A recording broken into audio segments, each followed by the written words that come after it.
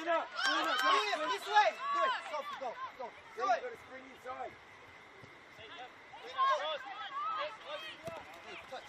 Let it take forward. Again. Yes, Azzurri! Left, come.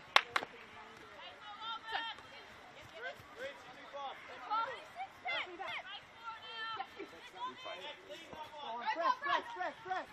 Win something.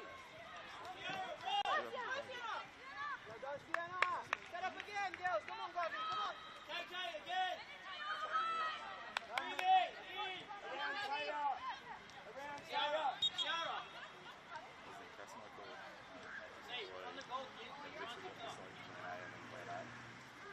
Or going off like unwell after like 20 minutes. And then plan A became orders because of order defense. Enya. It's just like, she's still quick, but There. it's quick. If the ball goes there, you drop. If the ball goes here, you go. Bring it. Ross. Red. Check the middle. Red.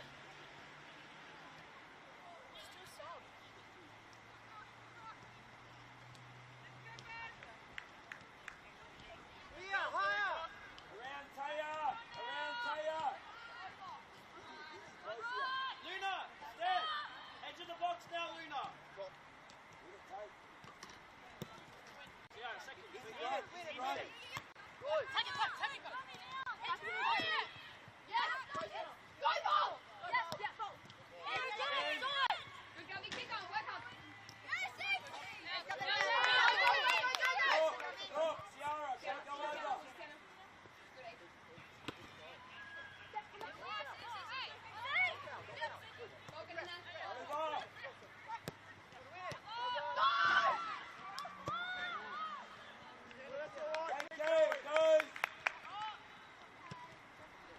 Run, Tay.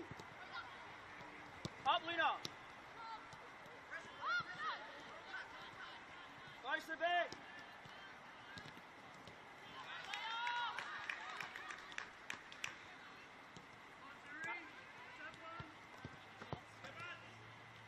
Taya, as high as you can for now. No, higher, Taya. Look where the last one is.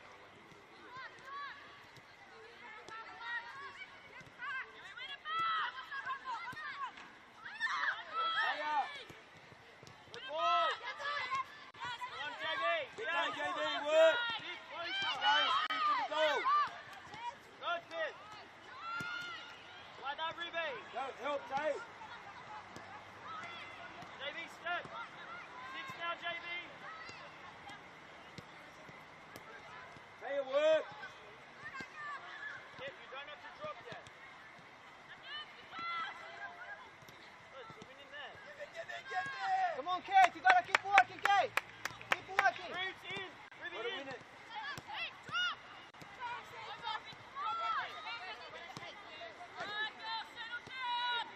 Back. Forward 3 back. Pick up.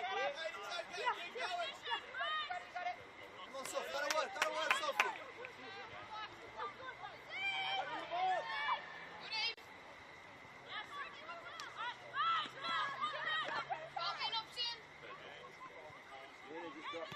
Luna just dropped.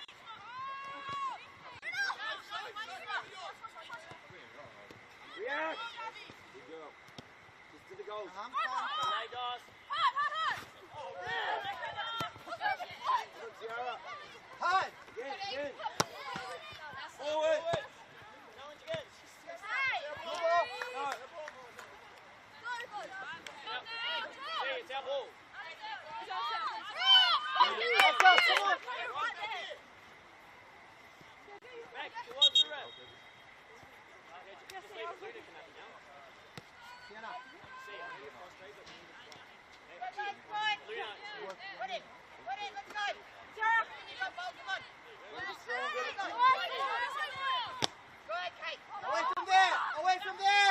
Away from there. Just dropped it out.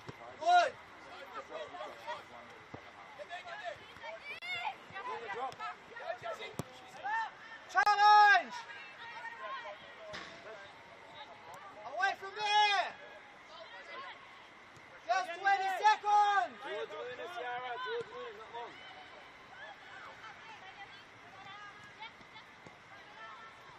top. Go, Sienna! Hey, vamos!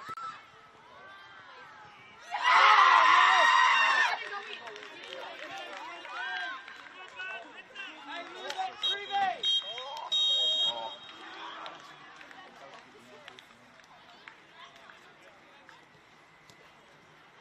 Thanks, mate.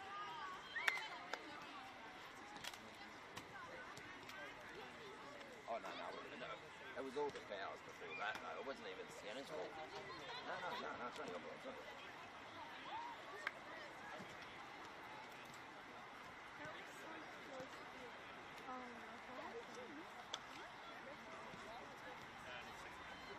Full time here tonight. Norm, Charlestown, Adamstown. Well done, everyone.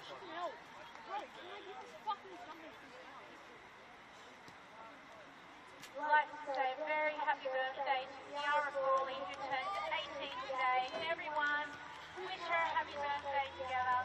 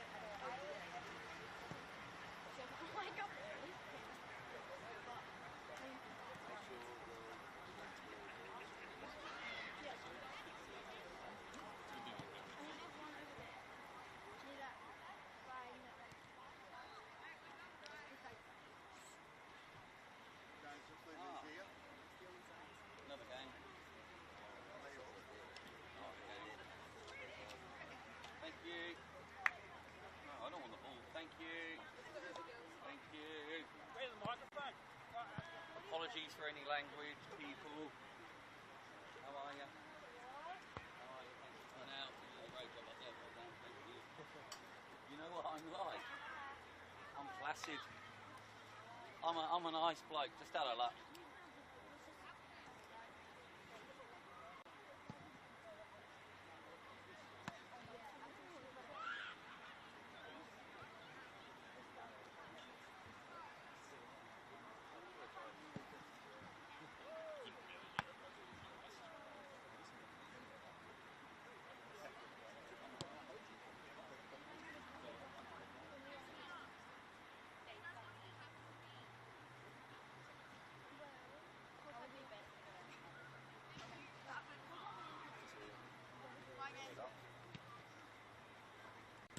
One of them set the knife in ridiculous balls.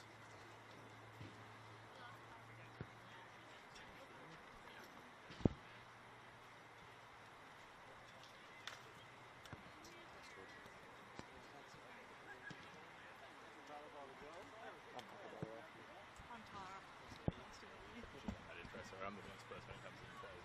Everyone knows everyone, sure. That was fine.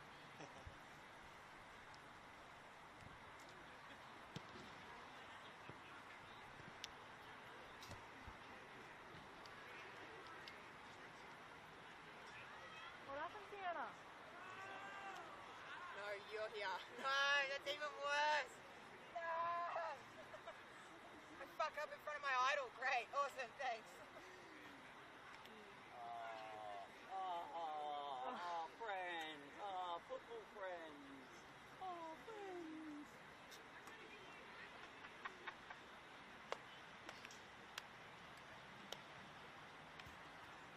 3-2 at half time.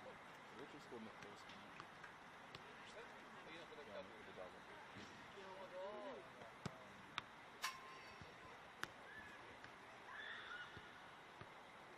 I'll go.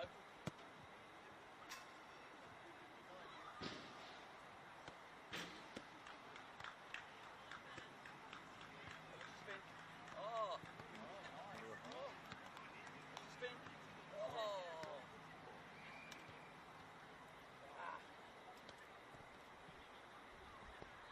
Oh.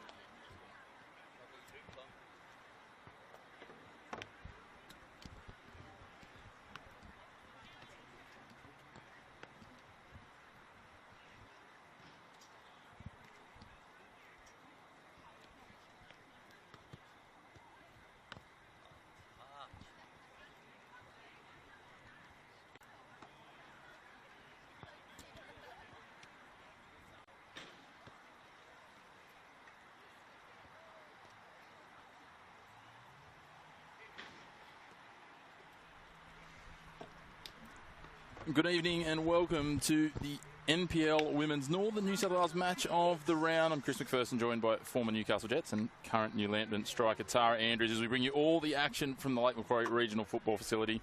Tonight, two teams at different points in their season. Charlestown Azzurri, one of the early pace setters, and Adamstown Rosebuds aside, still looking to convert some reasonably decent performances into their first win. For Adamstown, their coach Martin Slade knows his side has been competitive but haven't capitalised when it matters.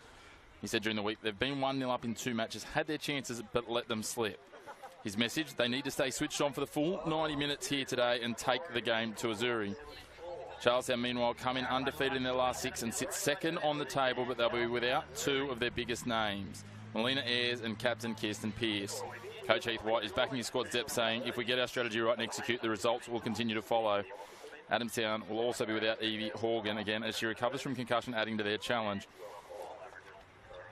Can the Buds turn the promise into points, or will it be Azzurri's momentum rolling on? Well, you're about to find out as we bring you the game live on Northern New South Wales Football's YouTube channel.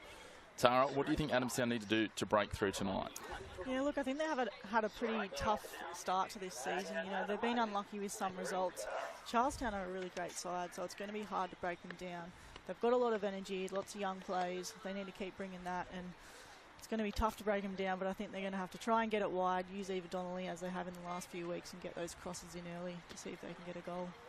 And who steps up? We know Melina Ayres, 7 goals, 3 games this season. She went better than a goal a game again last season as well. She's a superstar at any level, but she's been dominating the NPL since she's made her appearances in Azzurri colours.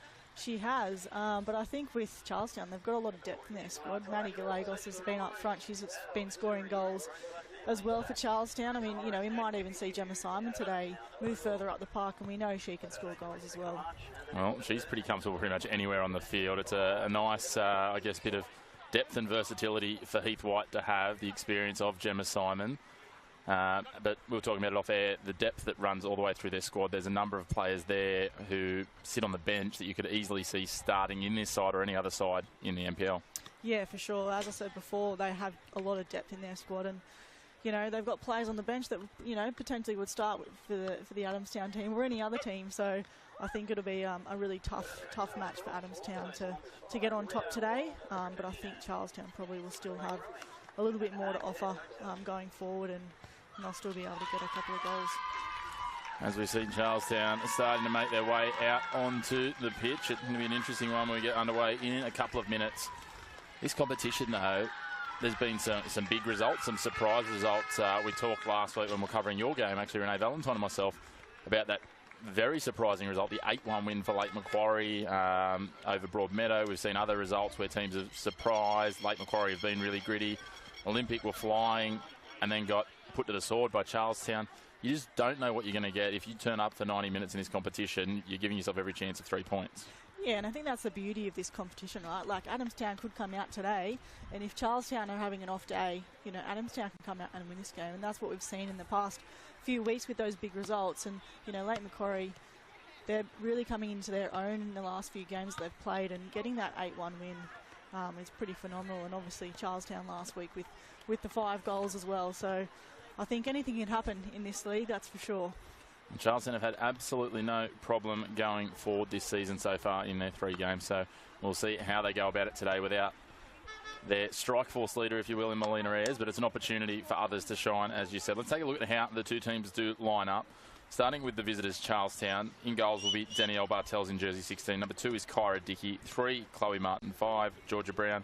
6 is Alyssa Togo Paragili. 7, Gemma Simon. 9, Maddie Gallegos. Number 11, Chloe Catley. 17, Callista Hunter. 18, Jana Fraser, and number 28, Chelsea Lucas, making her first appearance of the season.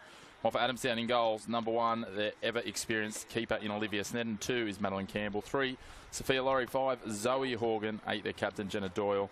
12, Eva Donnelly. 14, Ash Vetter. 18, Marion Dunbabin. 19, Yasmin Popovic. 23, Tanya Jones. And 40, Alia White. We were talking off air as well, Tara, about this Adamstown side. You had a first-hand look at them last week for 45 minutes at least. That'll be resumed on Wednesday night, which is an interesting one, and we might get into that a little bit later. But I've had the good fortune of calling Adamstown a couple of times this year, and I've been really impressed with the physicality and defence work of Tanya Jones. You were up close and personal with her on the weekend. She's certainly starting to make a bit of a name for herself in this competition, putting strikers to work and keeping them honest.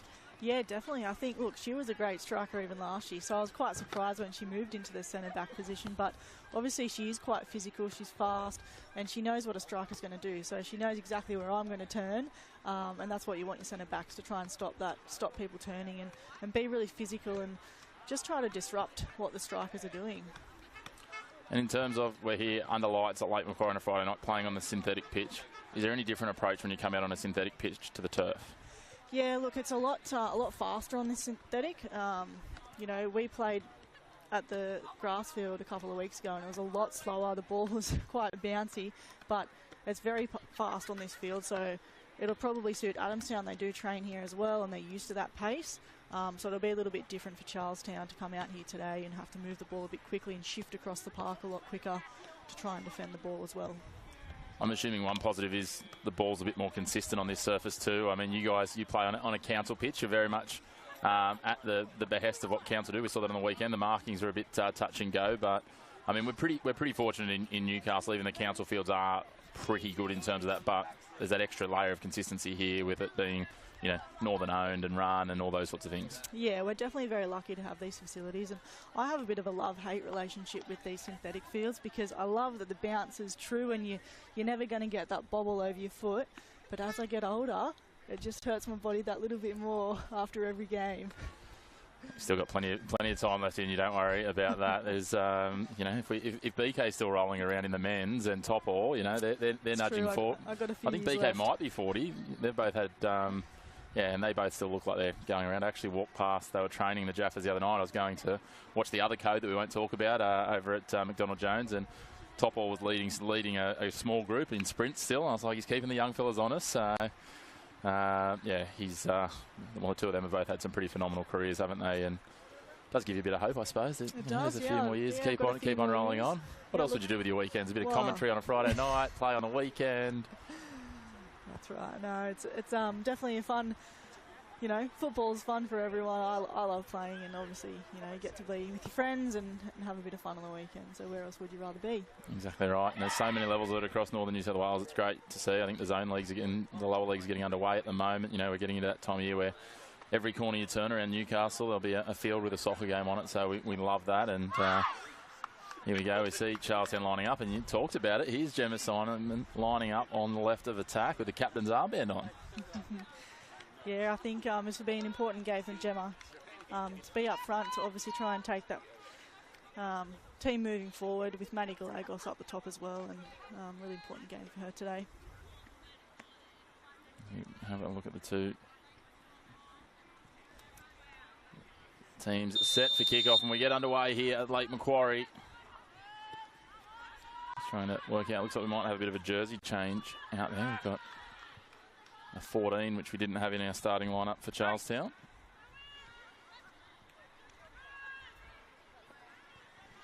Try and get some clarification and confirmation as we do some mental arithmetic around the players as to who's out there.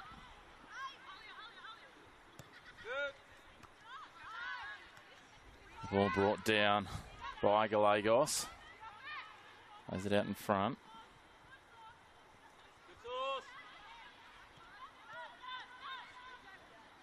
All played through Adamstown, half a chance here. Can they create the counter-attack quickly? They can. Cleared away though. Good reflexes and reactions by Bartels.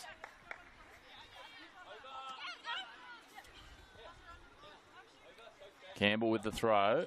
Goes long. Headed away by Simon. Galagos tries to turn away from Horgan. Ball poked back. Brown does a nice turn to beat one, and then it's pushed across the sideline by White. Charlestown with the throw. Azzurri with a long throw.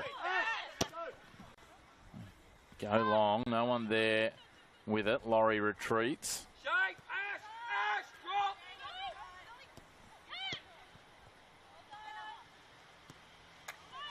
Adamstown working around. There's Jones now. Deflected. Brown plays it all the way back to Bartels at the top of the 18-yard box. She drives long.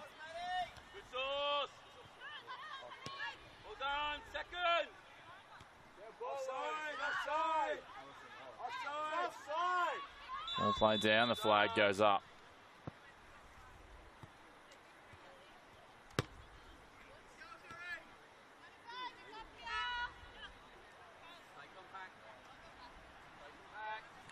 Doyle, the captain, to take this and get us back underway.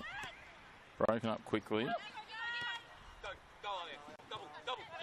A little too heavy for Simon. She can't reel it in, and we'll have another throw in.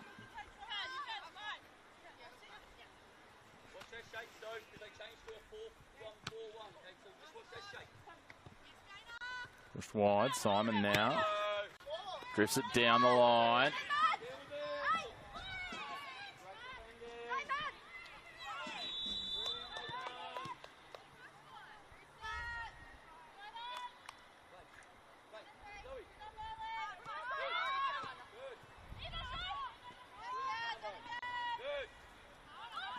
Tanya Jones now with the ball.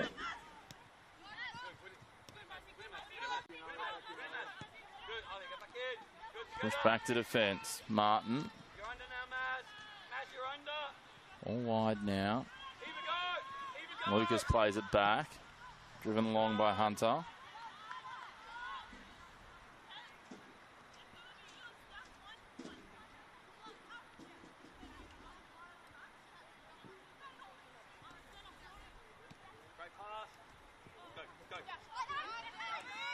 Gemma Simon threads it wide. Brown cuts back infield. Cross to the top of the 18-yard box. Volleyed. This confirmation it is. Jana Fraser playing the 9, Maddie Gallegos in the 14 for Charlestown. Chance there for Donnelly, and you talked about that off the top, Tara. They went to that a lot last week against you in the opening 45, that pace of Donnelly down around the outside on the right wing. Yeah, look, they've done it the last couple of weeks. They did it against us in the week before. She has a lot of pace, and if they can keep using her down the right-hand side, I think they might be able to try and expose Charlestown. So it will favour Adamstown. They're familiar with the surface here.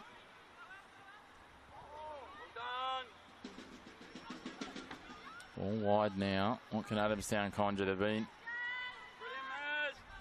unable to really penetrate the attacking third early here. Now they loft it forward looking for White. Brown retreating but leaves it for the keeper in Bartels.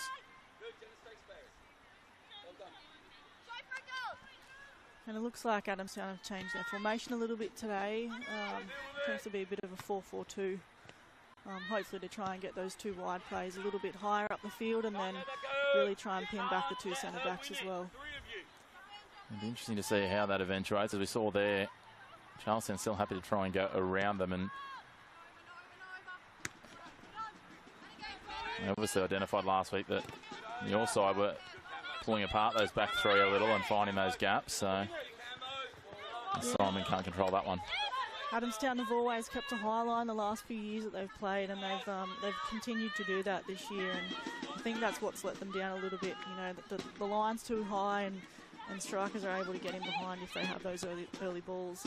Turned over, put dangerously towards the top of the 18-yard box. A foot race now. Dunbabin chasing, can't get there. Smart football there from Georgia Brown. Just plays it into the feet of Alia White and earns the throw. It gives Charlestown a moment just to take a breath and compose themselves.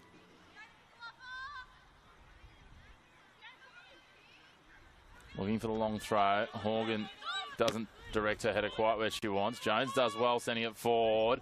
Dunbabin lofts it up. I don't think that's quite what she was looking for, and Bartels easily takes it.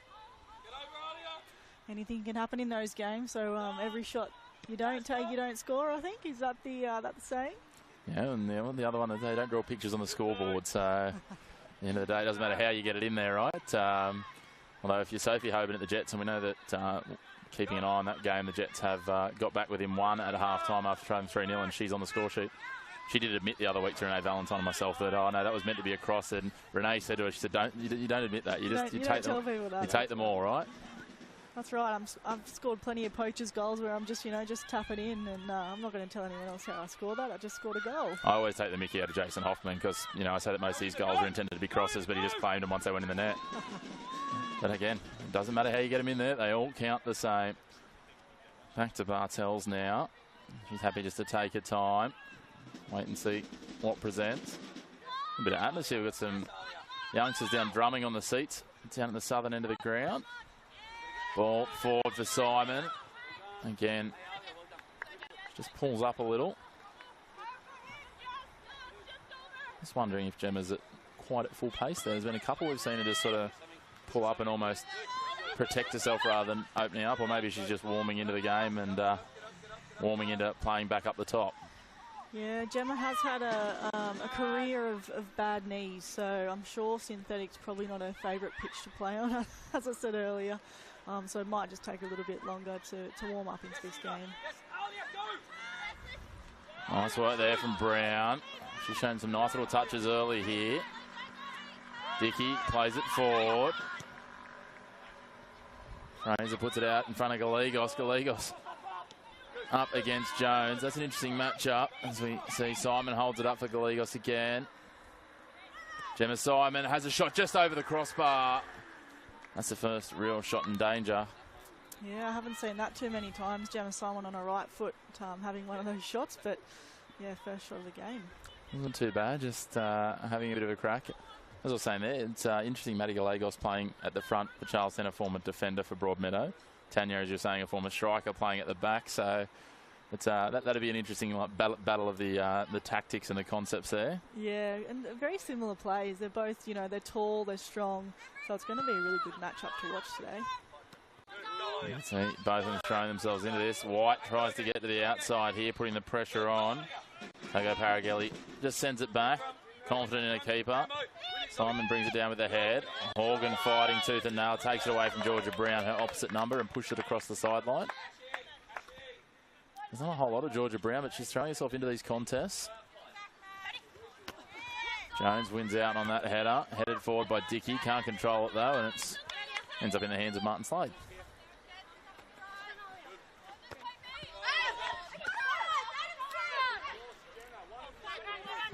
Everyone arguing, trying to get their view across there, and 3 points in the favour of Charlestown.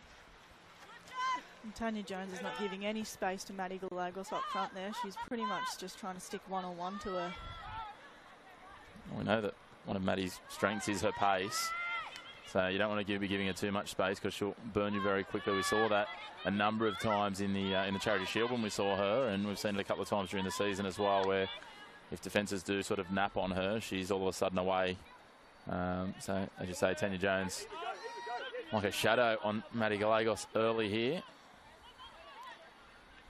Fraser pushes it across. Can't quite find her target in Catley. Long range shot. Well to the left. Callista Hunter a little optimistic maybe? A little bit, yeah, but why not? She had a bit of space there. See if you can put the goalkeeper under some pressure and see what we can get out of it. Well, there's plenty of power on it, just a little offline really, so...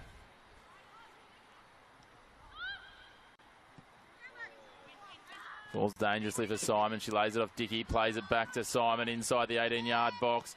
Crosses it across to the back post. Can't quite control it. Maddie Galagos would have loved to have brought that down. But that's, again, Charlestown looking dangerous. Beautiful little interplay around the edges of the box.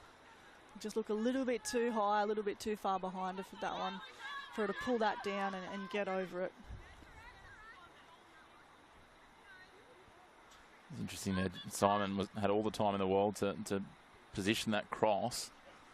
And again, when you've got the height of Galagos, I mean, you're probably normally the one on the receiving end of those rather than the feeding end of those, but it'd be nice as a wide attacker or a wide midfielder to have those big targets in the box. It really creates a difference, and that little bit of extra height there, she got away from Jones, and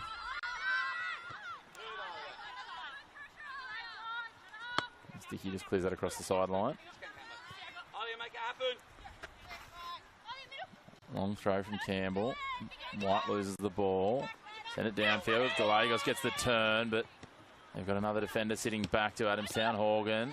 Campbell can't control it. Simon comes away. Galagos, not exactly textbook, but comes away with it. Now she's one-on-one with the keeper. Can she finish? Yes, she can. Beautiful placement. Maddie Galagos gets the opener for Charlestown Azzurri.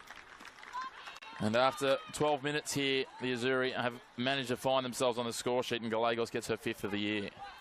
Yeah, and we see Galagos has come out early then, made her 1-2, obviously pulled Tanya Jones out with her, and that's created that gap for her to then run into, use the pace, and then had a little beautiful finish. Was a nice finish. She had defenders starting to close off the angles on her right. I'm sure it's easy as a striker, and you're probably the right person to talk to here just to absolutely try and cook that, but she just placed it really well. It wasn't powerfully hit. There was enough pace on it to make sure it got into the net, but just placed it around the keeper. Yeah, that's right. I think a lot of players that, generally aren't at the top of the field and they're not taking regular shots, as soon as they get in that position, they sort of, you freak out, your eyes light up, and you just want to score this amazing goal, and you try and put your laces through it, and it generally just goes over the crossbar. So having that composure in front of goals is very important, obviously, as a striker. Especially in her first season as a recognised striker at this level. Foul goes against Charlestown there. Maddie Galagos very animated in her displeasure. I don't know if you've had much to do with her around the football circles, but she seems very animated most of the time out there. Yeah. Yeah, look, I've only mostly played against her, and she's always very passionate, and yeah, she's very vocal on the field, especially if things don't go her way. Been plenty of times me and her have had some tussles up the top, and yeah. Well, certainly, again, her direct opponent today, Tanya Jones, from what I've seen of her this year as well, she's very similar, so I'm sure there's some good conversations going on down there. Gemma Simon does well to break this one up. Can't hang on to it. Does well. It's a whole body position. Assistant referee says it's come off Campbell last. Galagos gets the boot to it. Brought down by Catley. turned over for the time being. Morgan sends it down the line. Tago Paragili just watchful there. Not a lot of pulling up room with the Azzurri bench. Not far back from them. I mean, there's not a lot of space to work with at these artificial pitches. It's probably the one drawback is the fact that when they build these, they want to try and get as many pitches as they can in an enclosed space.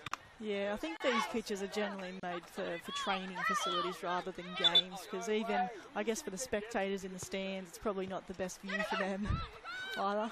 Behind the mesh. And Adamstown just happy to see it across the line through Doyle.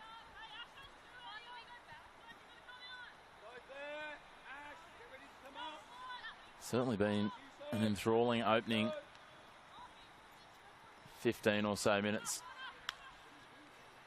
as we see the first corner of the afternoon, or the evening. I was going to call it afternoon, it's well past that. And it's going to be Chloe Catley to take the corner. And Charlestown do have a few tall players that they're going to have in the box there that they'll be aiming for. Very strong in set pieces. It's interesting. All their tall players sitting out looking to make runs. Gallegos up against Jones. We've got Hunter at the back as well. Fraser there floating about. Actually, no. Fraser sitting out of the box.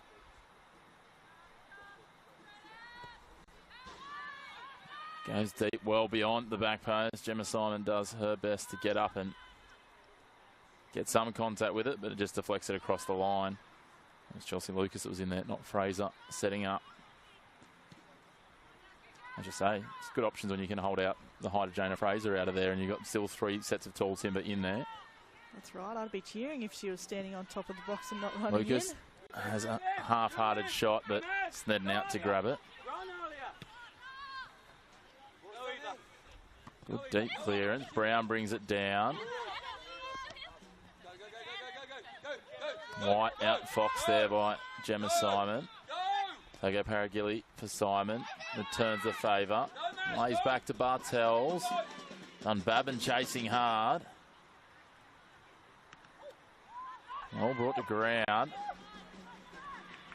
Fraser now running away. Jones burnt by the pace. I think Gallegos, she just can't quite control it. But the last touch coming off Adamstown, so we'll have a second corner for Azzurri. In Adamstown there, you could see we're trying to push and trying to press. Obviously, Charlestown got out on the other side, but Adamstown are going to continue to do that all game. They have a lot of energy, and trying to win the ball further up the park will give them the best opportunity of getting closer to goal.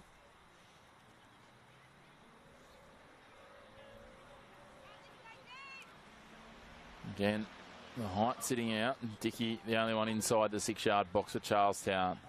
Tago Paragili drifts this up towards the back post. It comes down and it's going to go in favour of Adamstown there. A challenge on one of their players in the box. And judges a foul, and Rosebud will have a chance to clear this out with their defensive third. They decide to play it out through Jones. Goes wide, Laurie. Has it taken away. Lucas feeds it in, looking for Gallegos. Gallegos wins it out. Fraser comes away. Gallegos still on the ground, though. Hopefully nothing too serious. Looks like someone might have just trod on her foot by the look of it. Yeah, I think Tanya Jones was trying to get that ball. Was a little bit too slow and just caught Gallegos there. But again, we'll have another corner this time. Again, the way of Azzurri, a third corner for them in a matter of a couple of minutes. Tago Paragili again over the corner. This one, not quite where she would have wanted it. Didn't quite get the lift she was looking for. No, I was going to say before that, they started to build some pressure with 3 corners in the last few minutes, but never something that you want as a striker or any player when you get that opportunity to not take advantage of it.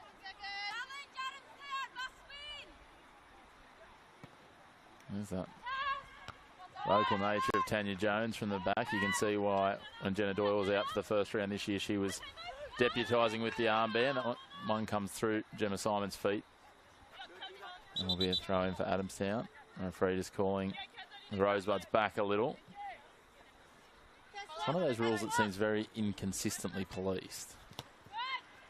Definitely. I think it's just when the referee decides, oh, maybe I should pull him up this time, just to keep them all in check. Yeah, it can't be easy, but I think sometimes it's like, you know, do we let it go, just let the game flow on, because sometimes it can be really pedantic, and then every now and then just to keep you in check. And well, that was interesting. I was calling a men's game the other week, and I'm fairly confident the player, we'll come back to that in a moment, as all of a sudden only gets the outside. A little nudge from Georgia Brown.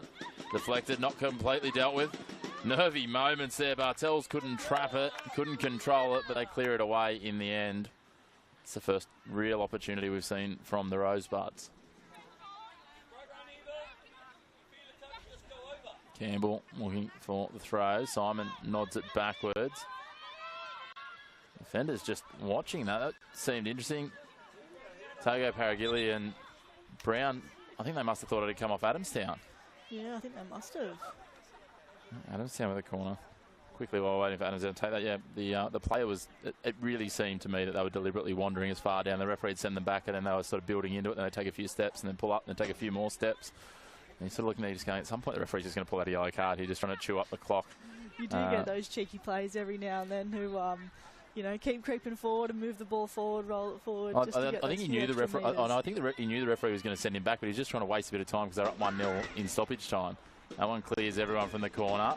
Not quite dealt with yet. All of a sudden, racing around is Doyle. Plays it wide. Turned over though. Brown threads it forward, looking for the pace of Gallegos. It's a foot race. Campbell comes out first. Gallegos might need to be careful there. Are you the only one that didn't hear that? Are you the only one that didn't hear that? Martin Slade getting all animated. Speaking of animated people. That's per usual, I said to him before the game, yeah. Know what to expect with Martin, very passionate football coach, and wants his team to do well and win. And when you see challenges like that, sometimes, yeah, you might think they're a little bit unfair. Look, I think that was one of those ones where a case could have been made either way. He certainly thought the case should have been made his way, unsurprisingly. It's quite entertaining. We're talking about this off air sometimes, just having the privilege of position that we do, being neutrals. And he's up and about again. That's the challenge there. And that was a little bit unlucky for Eva Donnelly. She just got clipped in the back of the heels there, which stopped her run. Certainly did. The one thing I would say about the referee in this, and realistically across the season in the NPL, is if Sneddon goes for a tumble and has to race back to her goals, is you can clearly see that the majority of the time they're trying to let a game develop rather than pulling up every minor foul. And again, to that word that I used before, pedantic, if they start calling absolutely everything by the letter of the law, we're not going to let it, you know, we'll be having free kick central and a football game won't break out. Yes, that's right. Yeah, it's definitely another tough challenge there, but the referees let it go and let it continue.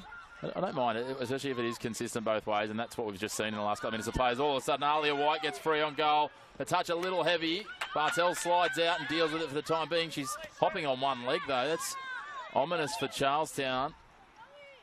Horgan trying to thread a ball. Was optimistic. They send it down wide, and it's just going to be watched by Hunter. And the good news for Azzurri fans is Danielle Bartels, I was going to say, she's back to running. But now she's gone down on the ground, and so she's down at one end. We've got another player who will try and work out who that is in a moment. Looks like it's Maddie Gallegos with her.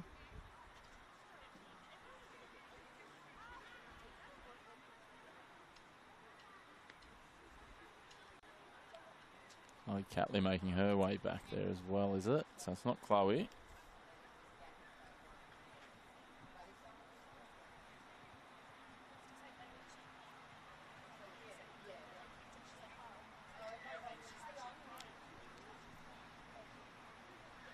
I think my process of elimination will confirm in a moment. That looks like it might be Kyra Dickey. It is Kyra Dickey. She's back to her feet, which is good news. It's always good news when you have a little bit of a scare like that.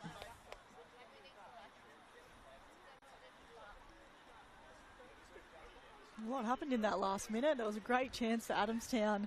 Just that little bit of a heavy touch. So we had 2 or 3 challenges the referee let play both ways. We saw, half a chance for Adamstown, a nervous moment of a keeper hopping on one leg, and then we'd kind of forgotten about poor Kyra Dickey back down the other end. We'd moved on from that so much, and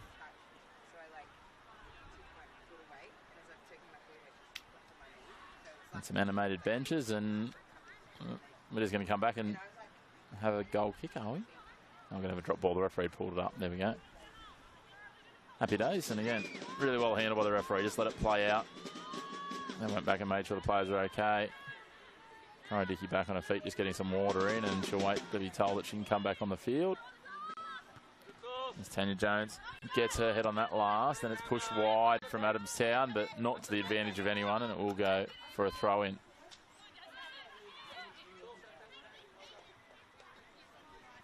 .25 minutes gone, and despite only having 1 goal, we've had plenty of different bits of excitement, Tara. Yeah, I think for the most part, look, Charlestown have probably had more chances or more of the ball, but the last few minutes, Adamstown have had a couple of chances that they could have definitely capitalised on. It's actually quite entertaining listening to Martin Slade down there. His players are complaining about the ball going out of Gemma Simon, and he's there just saying, no, I agree with that one. It's the other 2 I don't agree with. He's got a good sense of humour, I'll give him that much. Kyra Dickey takes a shot, pushes it wide, but it's deflected. And it's almost ended up in through another deflection, but Olivia Snedden goes diving across to her left post. Some nervy moments for Rosebud's fans there. Snedden with a booming clearance downfield, headed forward by Donnelly. Bartel's happy just to play a little bit of juggle with the ball, almost reminiscent of a little hacky sack circle there, just playing by herself. Now she sends it wide. Ball's gone across the sideline there, and we'll have a throw in to Rosebuds inside the attacking half. Well dealt with. Chelsea Lucas in her first start of the season, her first match for Azzurri. They're White trying to get around the outside of Georgia Brown. Cuts back across her, accelerates towards the byline, touch a little too heavy. Starting to look a little more dangerous though, starting to create some options, Adamstown, as they find their rhythm.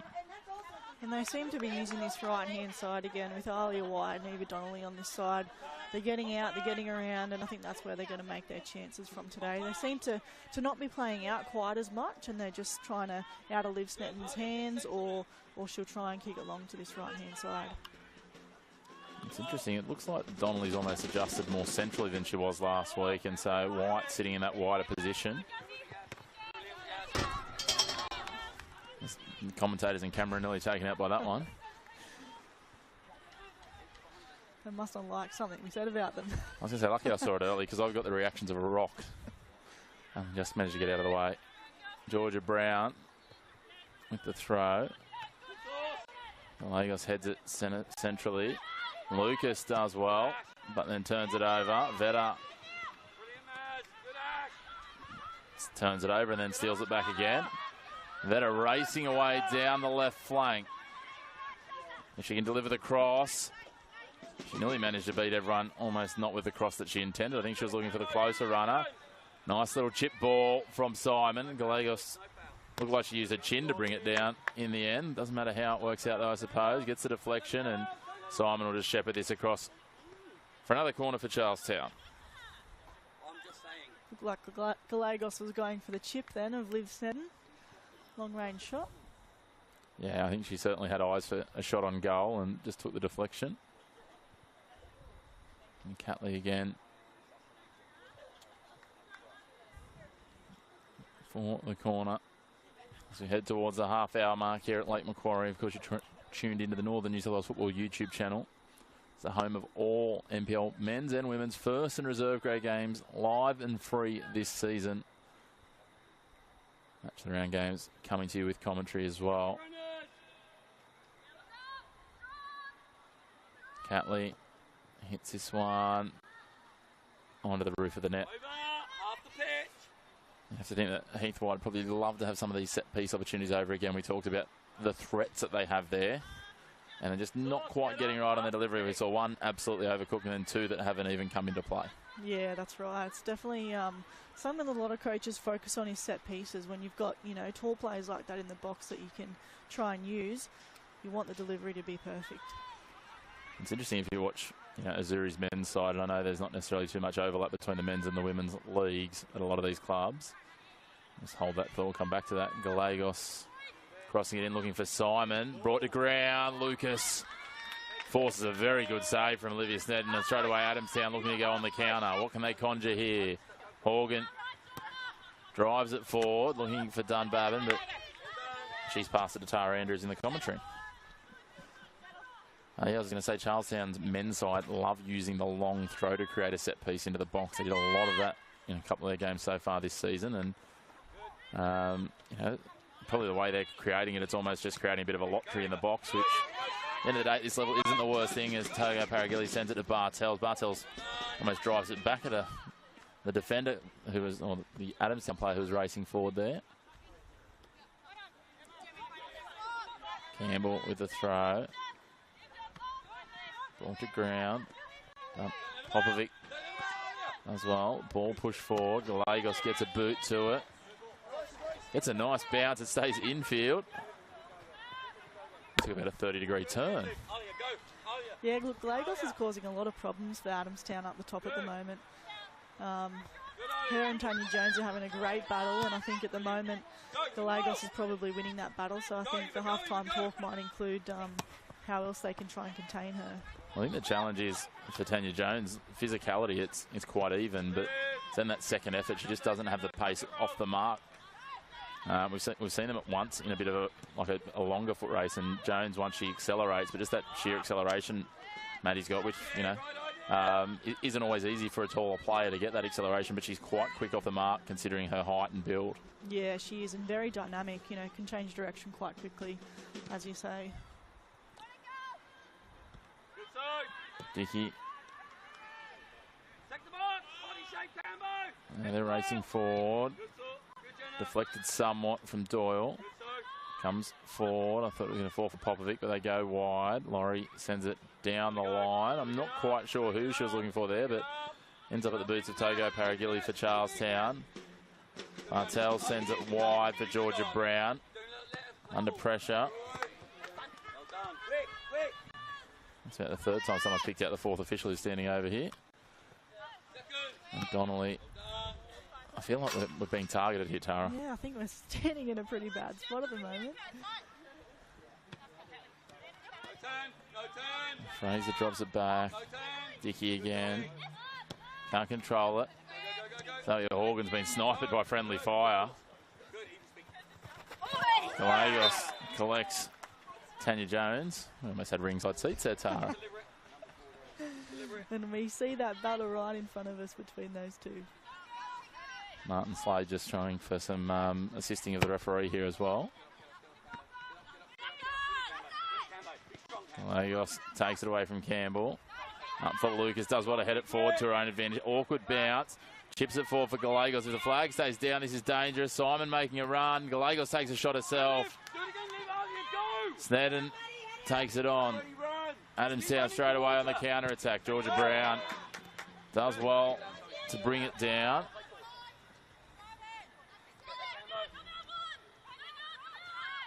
I feel like we need to mic up Martin Slade for a game. I feel like that could be some very entertaining.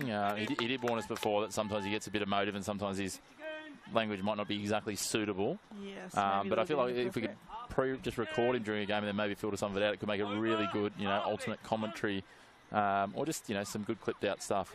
Yeah, I think it would be very entertaining. We just have to make sure we censor it, yeah. There's a few of the coaches who could be entertaining. We talked about that before. Mick Stafford, who coaches Bell Swans in the men's as well, and even Jason Konjarski, who's the Broadmeadow coach, is, again, probably needs some filters for Jason, but that's okay. It's just passion that these guys have, and we love to see it. It's great that we've got some personalities coaching in the local competition too, that, you know, you can get involved around a few of these pieces, and again, the fans are so close they can kind of hear and see what's going on. And Yeah, that's right. And I think coaches are just really passionate. I've started doing a little bit of coaching, and I guess when the players are out there, you just want them to do, you know, you told them to do something and they don't do it quite right, so you're like, come on, why have you not done that? But they just love their football and very passionate.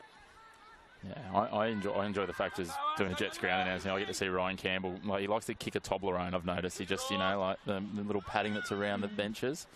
Sometimes he just walks past them and gives them a little bit of a nudge when he needs to just release something. But he's very animated. He's up on his feet. I'd love to see his step count during a game. It's only a small area, but geez, he paces. I think if you talk to him after the game, he'd probably lose his voice because he just yells so much during the game. Look, I've interviewed him a few times after the game. He's still got plenty of things to say. He'd actually probably do well in our realm here. I think Ryan Campbell, if he ever decides to change tacks later on in his career. I mean, he's still quite young, especially in coaching senses. Actually, former coach of Adamstown, isn't he? So, very appropriate we're talking about him today. And again, we're in the firing line here. I don't think I've ever been at a game in commentary where in a game I've seen the ball come towards me this much. So,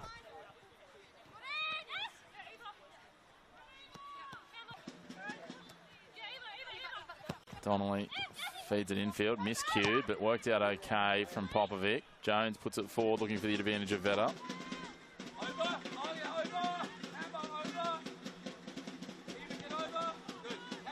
Feels like we've got like active support here with that drumming on the seat. It's all happening. The ball poked forward optimistically by Chloe Catley.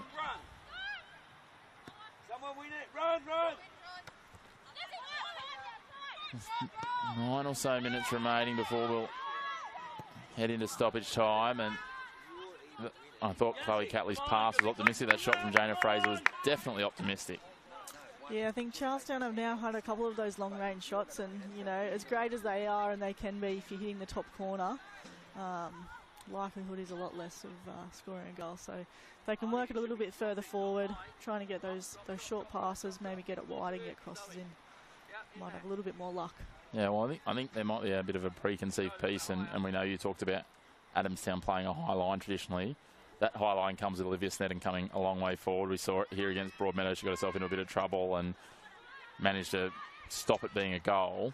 But again, we're not seeing her really advance beyond her 18-yard box today, so it's not that the opportunity's there. So sometimes, you know, it is the challenge. Sometimes you come to a match with preconceived ideas, and that's plan A, and that's what we're going to do. But sometimes, you know, as you'd know, playing at that next level again, to excel, you really need that, I guess, the approach of being, okay, well, we really need to read what's in front of us and then play the percentages, especially with those lower percentage plays that have now been reduced again. Yeah, definitely. And I think, look, we played Adamstown last week, and you probably would have commentated on me and said, oh, Tyra's trying to have a long-range shot as well. Again, though, we actually identified, when I say we, Renee Valentine, who did a fantastic job alongside me in commentary. As Alia White tries to get the outside of Gemma Simon. Simon does well, but she's gone down. There's just a little ginger there. I think she's just copped a knock on the outside of her knee. No, she's holding her shoulder. Lucky I'm not in the medical trades. Hopefully she's okay. Maybe just a stinger. She's landed on the firmer pitch on that shoulder with the artificial surface. Fraser in a lot of traffic. Drives it into the back of Zoe Horgan. Simon still holding that left shoulder. Brought down by Campbell. Horgan. Fraser. Turns it over again now, Adamstown. It'll be a throw this time to Charlestown. See, Simon just trying to get a bit more movement back into that left arm. Jones. And Gallegos. You see a little collision there. A lot of arms raised, a lot of voices raised, and play on from the referee. Threaded through, Alia White, the flag stays down, crosses it in. Bartels fumbles but gets away with it and takes it away.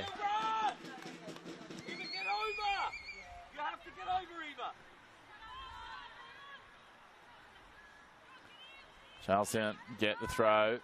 on halfway. Pushed into the centre of attack, but no one there to pick it up. White gets a nudge. Certainly no love lost between these two teams tonight. Nice and physical, but again, the referee letting, you'd have to say, things go very consistently both ways. Yeah, she definitely is. I'm probably waiting to hear that whistle a couple of times, but she's letting it flow, and you know, tough challenges, and I think it's been fair for both teams. It's one of those ones, obviously, as a referee, they've got to find that balance of letting it flow, but if one team's dominating those challenges and, you know, going in a lot harder and those different things, and, you know, there's physicality, there's experience, all these things that they've got to try and take into account in the moment. But both these sides are giving as good as they get, especially in that Jones and Gallegos battle, as we see them come together again. And then Zoe Horgan's been sniped by friendly fire from Tanya Jones. That's the second player to... Actually, I think she was the one that got friendly fire before as well. Yeah, it's all happening it's today, dangerous everywhere, even in the commentary spot, as we know. So.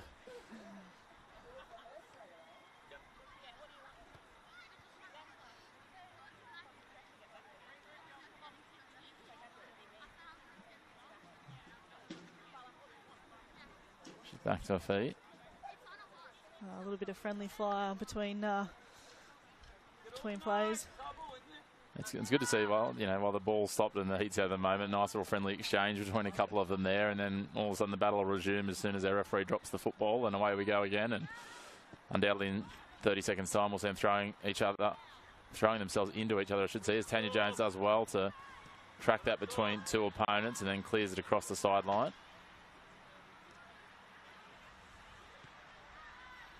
Adamstown break up the raid there from Charlestown, and again another throw. And they work it across field, turned over, one back, foot race here. Dunbabin and Catley. All of a sudden Dickey comes away with it. Sandwich between two players, ends up on the deck. White looks to lob it forward, and Brown does enough to break it up and just push it across the sideline.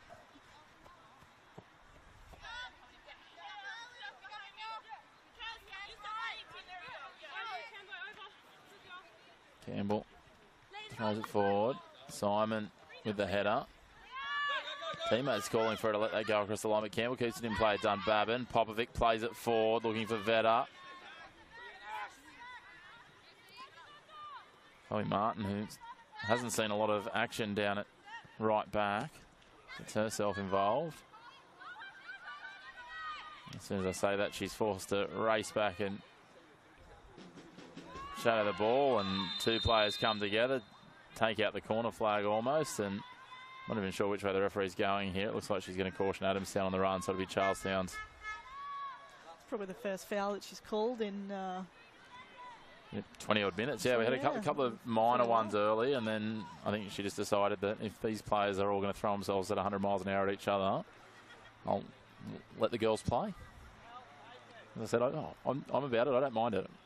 I think it's been really well handled, and that one, you know, it was pretty standout. They both end up tumbling into touch and going through the corner flag. It was one of those ones where something had to be decided. You see Charlestown drive it downfield. The bounce sits up nicely. Simon chips it forward, looking for Lucas.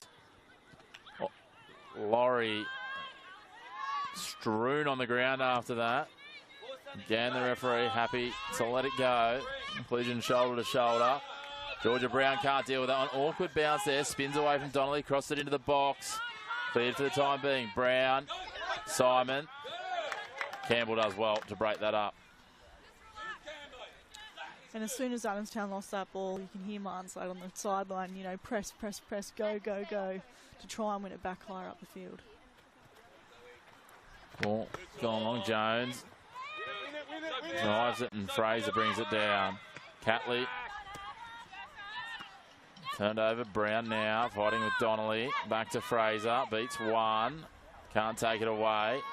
Vetter dispossessed by Dickey. Popovic threads it through, looking for Vetter again. She gets to the outside. Probably going to need a bit more power on that one from that range. Yeah, a little bit too wide, a little bit too far from the goal, and you know, would have liked to see her keep dribbling there and try and get a cross in, or try and find a player on the inside. Now Dickey with a little bit of space tries to thread it down for Simon. Doyle using all her experience there to play it into Simon to earn the throw. Nodded on. Donnelly. Referee points this one Azzurri's way. Brown back for Togo Paragili. Goes long, looking for Gallegos. Tanya Jones there, up and strong, taking the header. Now Dickey. Popovic can't win it out, but Horgan does. Fraser wide for Brown to the favour of Gallegos, but she's surrounded by green and red jerseys. Brown wins out again, pokes it forward. Another player ends up on the turf. Brown threads it forward optimistically, and Jones just hoiks it long. Bartels will retreat and allow it to come to her inside the 18-yard box. Happy to just stand over the ball and take her time, allow her team a breather. It's been, despite the stoppages, quite a frenetic end-to-end sort of pace, hasn't it? It has. I don't think either team have had a lot of controlled possession, you know, coming out from the back. A lot of the time, Adamstown are trying to go long and find something in behind, and it is been very frantic in the last, 10 to 15 minutes. So the fourth official pops up the board for 2 minutes of added time being the minimum, and it probably sums up our point. There hasn't been a whole lot of stoppages. We had the couple for the players down on the ground, but not a lot else. Even after the goal, there was no real waste of time in getting going again. If Adamstown get a chance here, they maybe snatch one back in the shadows of half-time. I think it'd really galvanise the spirits if they could. Azzurri now with a throw.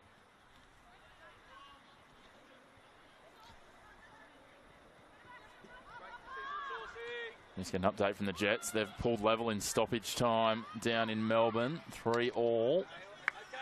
Looked all lost. Sheridan Gallagher scoring a 92nd minute goal. Could they do the impossible and win a fourth straight from coming back from 3-0 down? A share of the points is phenomenal after the start of the season they've had. But meanwhile here, Azzurri looking to thread a ball long. No one there. Doyle retreats. Doyle goes long, looking done Babin. It comes back. Popovic takes it away from Catley, then takes it away from Simon.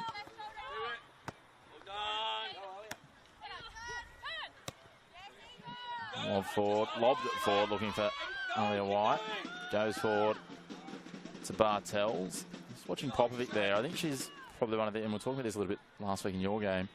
When she starts to really get involved, Adamstown look a different side. Her experience, she's been in a couple of A-League teams academies. She spent some time down in Sydney as well. So that bit of experience, even though she's still young, you can see when she starts to step up and push forward, things tend to flow off her at the sort of back of that midfield. As all of a sudden Charlestown through Lucas looking to steal one on the break. Players up in arms here, but we're going to have a corner for Charlestown. Yeah, as I was saying, Popovic, I think she creates a different look when she starts to go forward. We can see that in the last couple of minutes. She started to push forward on a couple of these counters for Adamstown. Yeah, and she has come up through the Jets Academy, so she has that potential. So if she can try and control the game a little bit more for Adamstown and start, pulling the strings as the attacking midfielder and putting, the likes of Eva Donnelly or Alia White through, then that's a lot more controlled for Adamstown. Togo Paragili again puts it into the side netting, and that will be half-time. We've had a little bit of everything. Not a lot of goals, Tara. Put yourself in the two coaches' shoes quickly before we take a break. If you're Heath White, first of all, what's the conversation in the sheds at half-time? Yeah, look, I think for Charlestown, they probably need to try and take control of this game again. I think Adamstown are really trying to press them high and trying to win the ball back, so they need to try and take control, start to play out a little bit more from the back and have a little bit more controlled possession. Maddie Gallegos up top is trying to battle with Tanya Jones, and she's getting a lot of success, but if they can just try and, play up and build through the lines, I think that will help them a lot more. It's been quite scrappy, for both teams and a little bit messy, so a little bit more control for them. You can find football almost everywhere you look. It's not just on a pitch on a Saturday. Football is ingrained in our communities and our lives. Football is friendship, fitness, connection, passion, joy, despair, and the love of the game. From Newcastle Permanent Community Football and our Coles Mini Roos to our NPL competitions and the A-Leagues. On the beach, at school, at the park, in the backyard or on the pitch, football is everywhere in northern New South Wales. Football is Newcastle, Mid-North Coast, Lake Macquarie, it's Coffs Harbour, the Hampton Valley, the Northern Inland, the Far North Coast, and everywhere in between. No matter who you are, there's a place for you to play football with us. Registrations for the 2025 season are open now. Search Northern New South Wales Football to find your club and join our team because football is everywhere. It's everywhere. Everywhere. It's everywhere. Football is everywhere. Because football is everywhere in Northern New South Wales.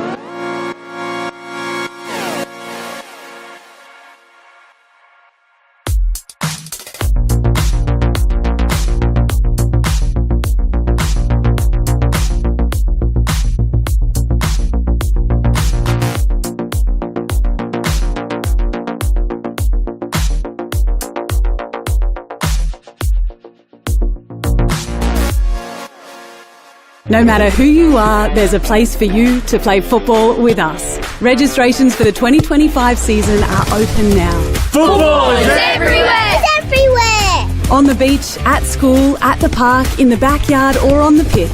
Football is everywhere in northern New South Wales. Football is Newcastle. Lake Macquarie. The Hunter Valley. Search Northern New South Wales Football to find your club and join our team, because football is everywhere in northern New South Wales.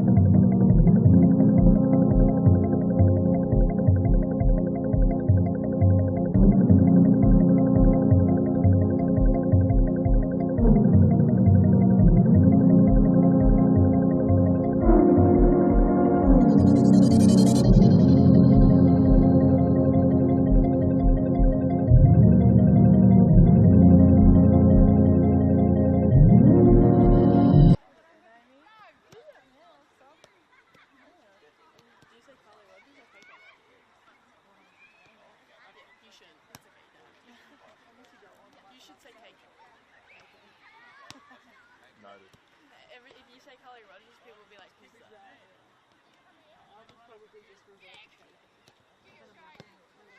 So you speak, what do you do? I also speak. So I did the play-by-play, so I'm just like, this person passes to that person, this person shooting, whatever's happening, and then Tara's like the tactical player analysis. She's the brains of the operation, I just do the easy part. Yeah, but I can't like, I couldn't do what you do. I couldn't be like, and now Jenna's always passed over this, then it's gone back to right, now it's gone to the I could be a cameraman, but it's like You do the job at Tara and stuff too. I let this guy in anyway. Hi, Sprowley. Can I take a photo? Oh my god, Who's at the school? There we go, there's Jet. Oh, they playing? Yeah, it's nice. What was it? I've been doing the Croatia Suns game. What Do you want to know what happened? Yeah, what happened? We were down 3-0 after 20 minutes of victories. And? We got the 3-all in the 92nd minute with Sheridan scoring. And? Sophie got cleaned up on the final corner of the game. Taylor Morrison put it in the back of the net, goal through. 4-3 in the 97th minute. We kicked off and that was full time. So it looked like she got, you couldn't really tell on Parent, it was trying to look back on the phone, it looked like she sort of got cleaned up as ball got kicked. And then literally she's on the ground there and through the hole where she was. And there's over that.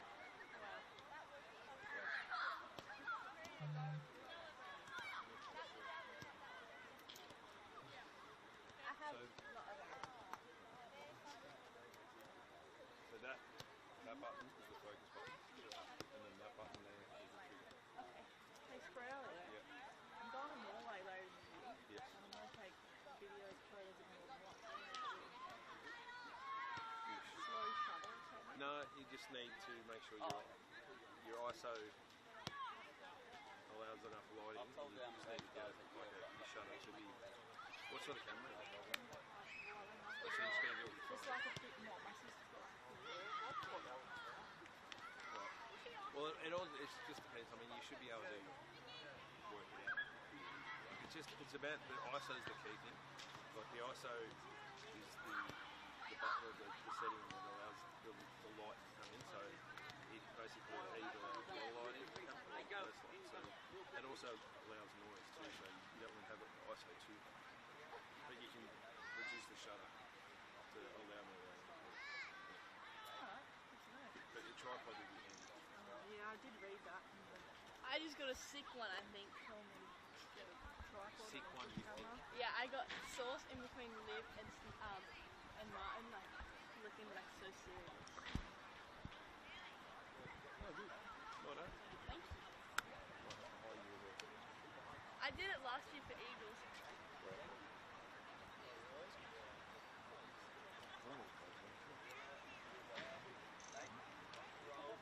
First smile. You can't point a camera at me and expect me not to smile. Do you want to see? Like, can I show him? Yeah. Him? And then I'll give it back. Okay, thank you very much. Good focus on my foot. It's absolutely freezing today.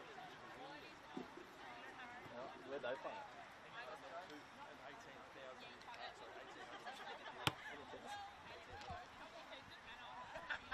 Any subs, guys? Welcome back to the second half of the Northern New South Wales NPL Women's Match of the Round. Almost set to get underway for the second 45 here.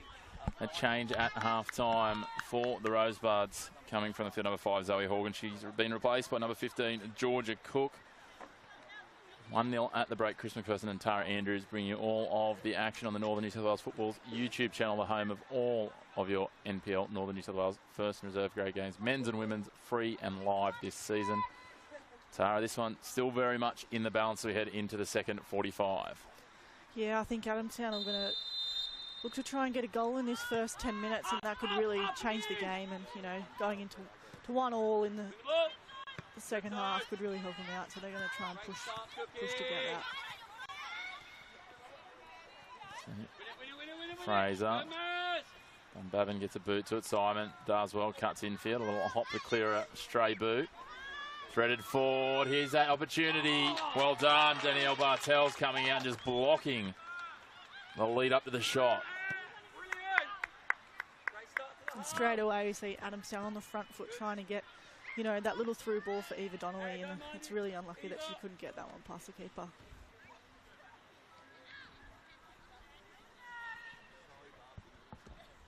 So the battle resuming again, Jones and Gallegos.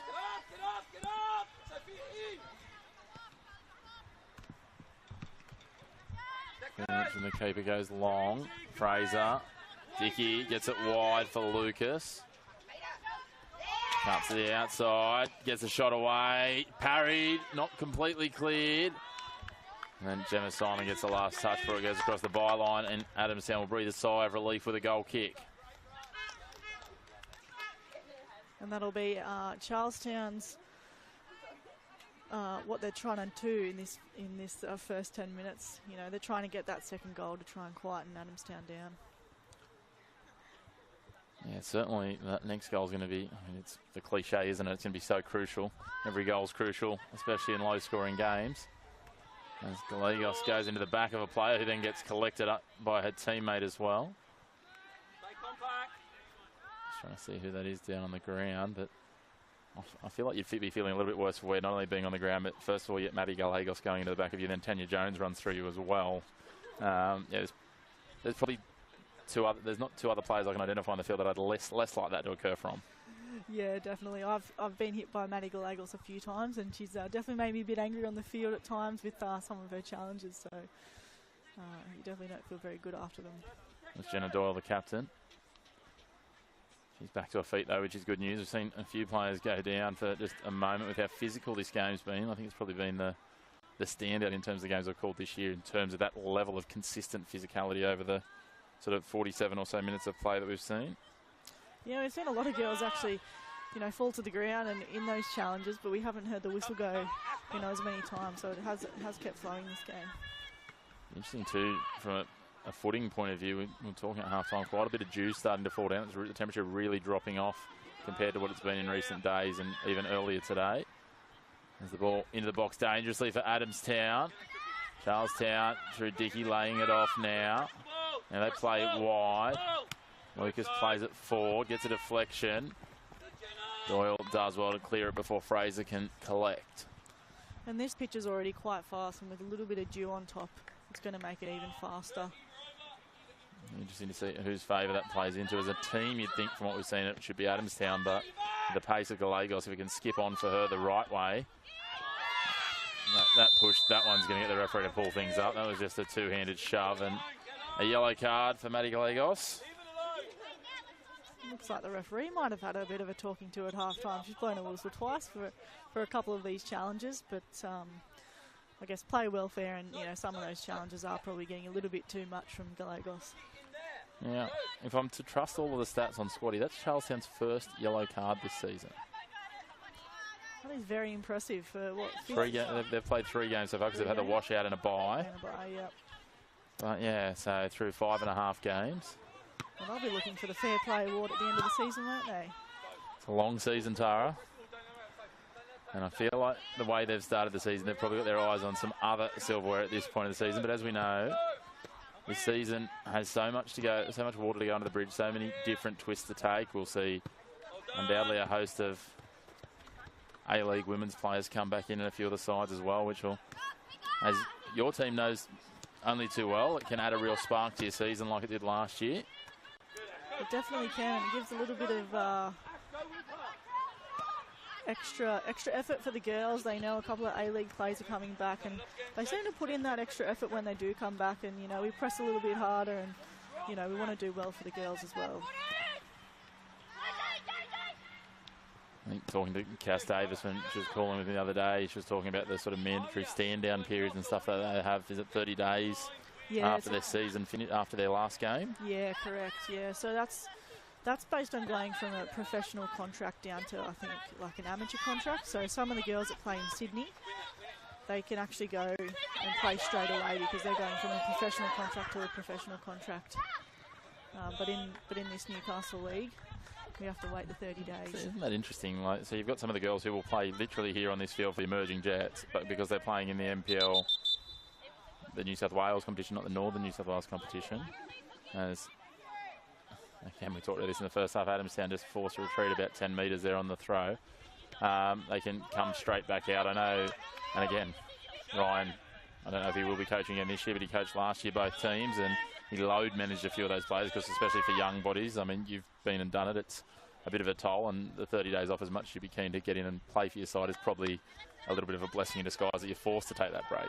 Yeah, and I think, look, most, professional leagues, you have a dedicated, you're in season, you're off season, where you get to rest and recover, whereas, this league, the girls, they go from A-League and then they go to another season, so they're playing 2 seasons a year, so it probably is a good thing to have that rest period. Ball now, Donnelly getting forward in a foot race against Brown. Brown does well to get body position and clear it away. That's some good defensive work from Georgia Brown. Gemma Simon now under pressure. All of a sudden racing away down the right on Charlestown, but the ball turned back. Donnelly is everywhere at the moment. Sends it down for White. Tries to get to the outside of Gemma Simon. Plays it into Simon's boots and earns a corner. Donnelly's had a couple of good chances early on, so I think Adamstown are going to try and keep using that outlet and see if they can get her in behind and get a one-on-one, more chances one-on-one with the goalkeeper. Charlestown haven't done the best capitalising on their set pieces. Looking at Adamstown conjure here. 5 corners to 2 in the first half in Charlestown's favour. The drums before, now we've got a horn over the other side. This is some atmosphere building. Adamstown put this deep into the 18-yard box. Chelsea Lucas coming flying out to win that header out. All of a sudden now Charlestown on the counter-attack. Gallegos down the left. She's racing away. Defender can't keep with her. Cross it into the box, takes a shot. Just pushed a little bit wide and Veda is there. That was probably good fortune rather than good management from Adamstown. Lucas had raced through, but she just ran inside the ball and had to backtrack, and Fraser was a little bit too far away, so Veda got away with the clearance. But now Charlestown go from a corner on the northeastern side to a corner on the southwestern side in a matter of seconds.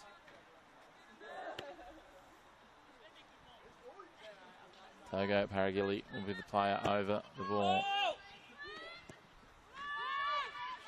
Put this deep, headed forward, just to the left of the goals. Not really that threateningly. Sned and watched it go past. And as I said before, I don't think Charlestown have used those corners. I think 3 of them are now gone behind the goal, and that's probably just a little bit too deep, that one there, where you can't get enough on it to sort of get a good connection to have a good strike on goal. Half an opportunity here. Laurie gets a boot to it. Fraser racing forward, but Jones clears it. Now Martin racing back. Sits nicely for Veda. Can she control it? She gets in front of it.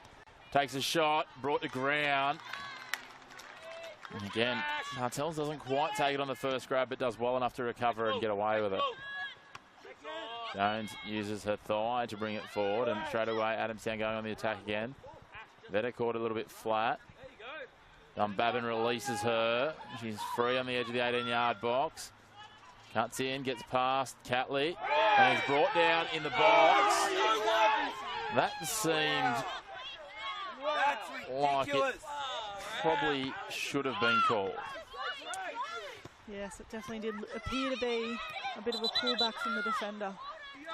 Now, I know that a little bit of jersey pull and grabs. Martin Slade gets himself a yellow card. The referee's had enough of his attempts at constructive criticism. We know there's a pretty strong stance on feedback to the referees. We saw Taylor Gray get an 8-week suspension only recently. Yeah, obviously, we want to protect our referees, and no one deserves to be yelled out like that. But it is, very frustrating from an Adamstown perspective there, where she did look like she got pulled back inside the box.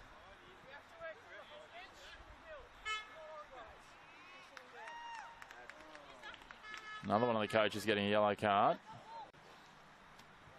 I thought at first she was coming back to talk to Martin again. I thought he might have been being asked to leave. Yeah, I did think the same thing. I thought she might have pulled out a red. But yeah, as I was saying, it's a tough one because there's always going to be a bit of interplay, a bit of jostling, a bit of a grab here and there. And I think that the verdict or the view on it normally is, as long as it doesn't essentially throw them off their line, regularly impact how they're attempting to attack. And you felt that one might have done. But we'll move on. The judgment's been made. Adamstown will need to find an avenue to goal here to level things up as they trail 1-0 after 56 minutes. Togo Paragilli threads it forward to no one. As we were talking about before, though, the set pieces here, right? Like we've got Charlestown.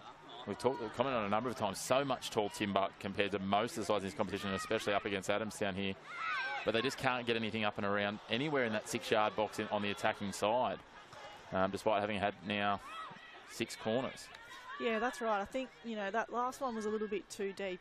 You're trying to aim for, between the penalty spot and the 6-yard box, a little bit too far from where the keeper can't come out and grab it. But, you've got a good opportunity to have a good strike on goal. Adamstown away here.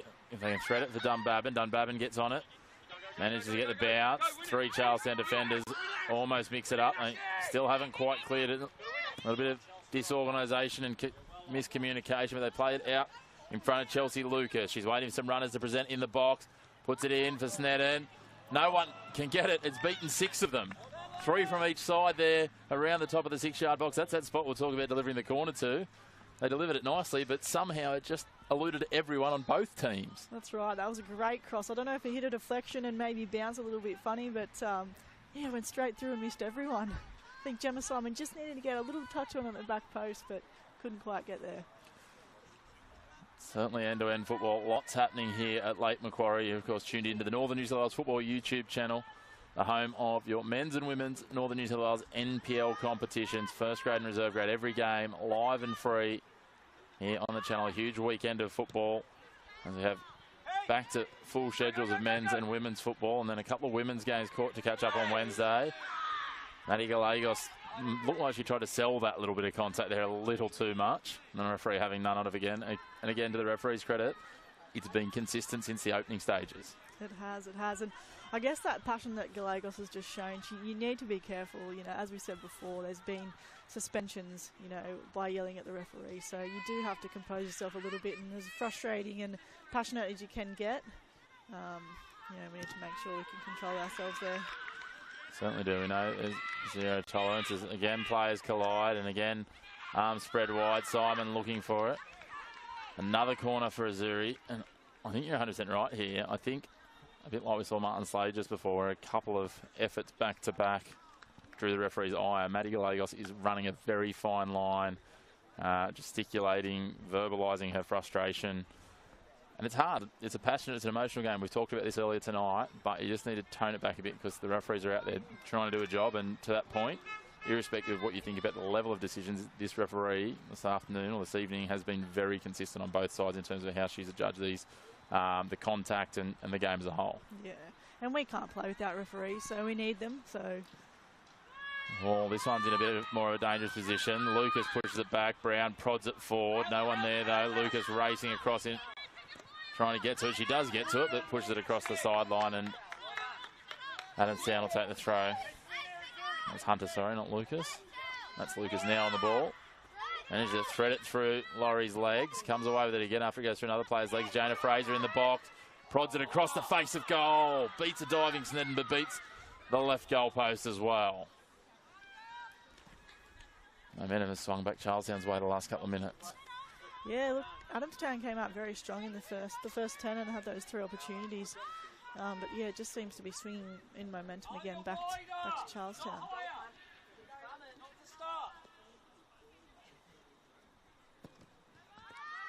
Snedden drives it forward, brought to ground by Catley. Simon can't control it. Now it's pushed forward fairly unthreateningly. No runners pushing up, and Bartels will again just wander back into her 18-yard box and retrieve the ball.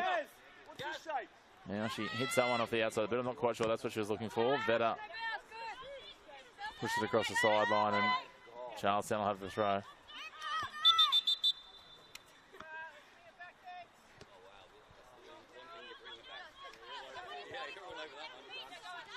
Again, Charlestown called back this time for the throw. Fraser coming forward, brought to ground. Dunbabin pushes it back for Cook.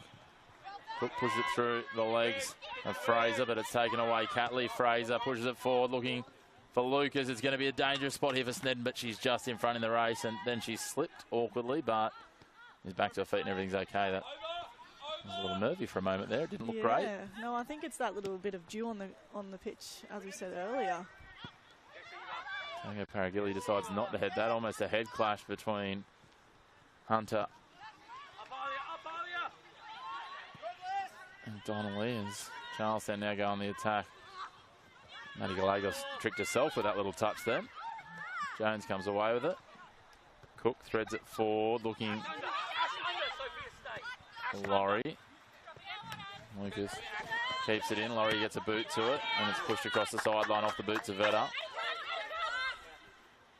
Martin goes long. Again, her opposite number in Sophia Laurie pushed it across the line. Another throw. Charlestown inch down into attacking territory. Gallegos thought she got a little bit more of a header on that. Now she gets one away. Slices the ball off the outside of the left, but again, Snedden right there on the spot. That's a decent effort, and Gallegos there's just going after it, getting that little touch on and trying to get that volley away. Both sides looking to get ready to make changes. The opportunity for some impact here up front, you'd think, for Adamstown. Martin threads it down, looking for Lucas, gets it back in. Dickey plays it forward to no one in particular. Doyle will pick it off. Now push to Martin. Vetter fighting for it, takes it away.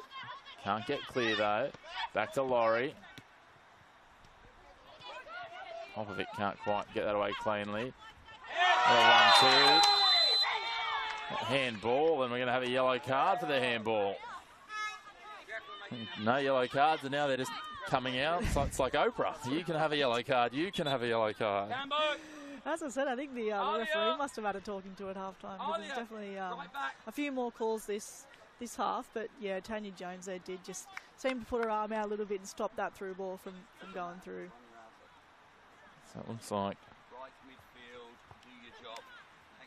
Campbell coming off, Johnson going on, and from the instructions we've heard here from Martin Slade, Johnson will play on the right-hand edge of their midfield, which means that Alia White will drop back.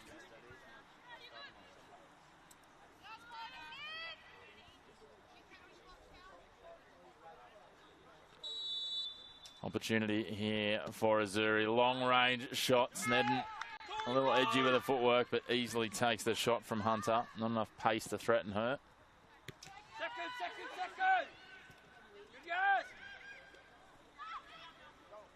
I've been really impressed with this match. Just the 1v1 battles across the park. Everyone's been getting in really hard. And, really tough game. But it's been really impressive so far. It certainly has. Kind of ended the game thinking that Charlestown, on paper, had a little bit more in terms of probably the experience stakes. But some of these youngsters from Adamstown have stepped up, and I think we're going to see that from Adamstown as the year builds, where this Adamstown team is probably going to be a bit of a thorn on a few teams' sides. It might be quite a bit for them to go on enough of a consistent run to consistently challenge to run into the top four. I wouldn't be surprised if we get to the back end of the season and they might be the reason, well, it won't be the reason they're in the top four. They may be the reason a team isn't in the top four come the final couple of rounds, and they're going to be that banana peel game, I think, for a lot of teams late in the season. Yeah, definitely. And they're not going to stop, right? They're young, they're fit, they've got a lot of energy. They're going to keep pressing in every game that they play. So, whether they get, a cheeky goal up top where they've continued to press and get something out of it and, as you say, cause some upsets. Yeah, when you look at their side and, the elder stateswomen of the team are Marion Dunbabin at 27 and Georgia Cook at 25. Olivia Snedden as well. I mean, even Olivia Snedden, more than 100 games, she's 26. It's quite a phenomenal piece to think what the future of Adamstown can be if Martin Slade can keep this core of a squad together, because they've already taken some momentous leaps since the opening round. Yeah, and I think the only thing they're missing is that little bit of experience and finesse, probably in the final third and getting those finishes on goal as well. Yeah, it'll be interesting to see. They had Courtney Anderson named in their squad at the start of the season. We haven't seen her yet. And obviously, plenty of experience. She's been at a few different clubs from the Mid-North Coast originally, but she's returned here. As we see, Maddie Gallegos down on the ground here, holding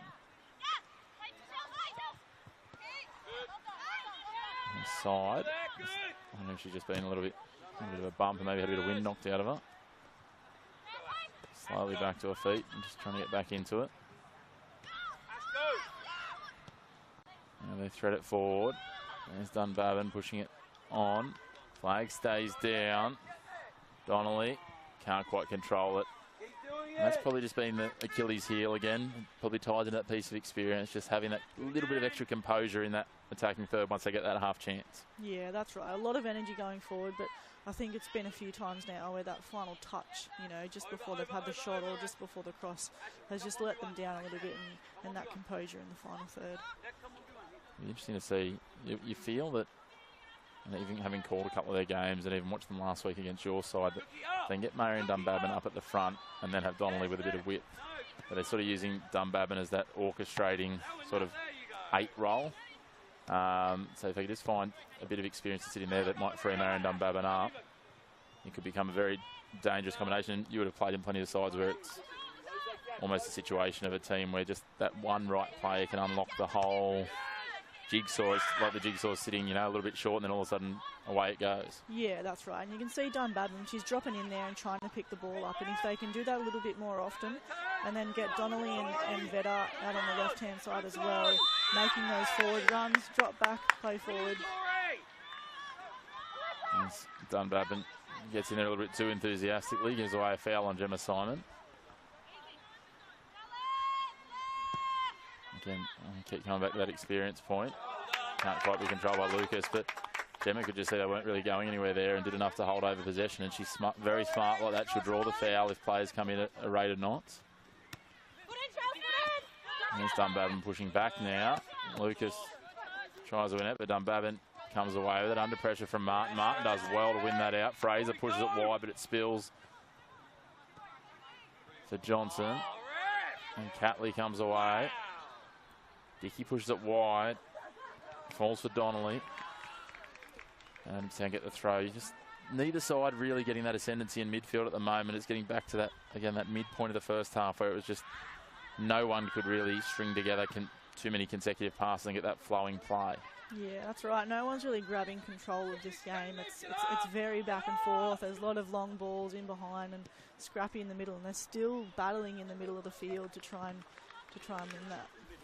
Well, interesting to see which team can maybe, again, talking about unlocking that puzzle, what they've got on their benches that can unlock it.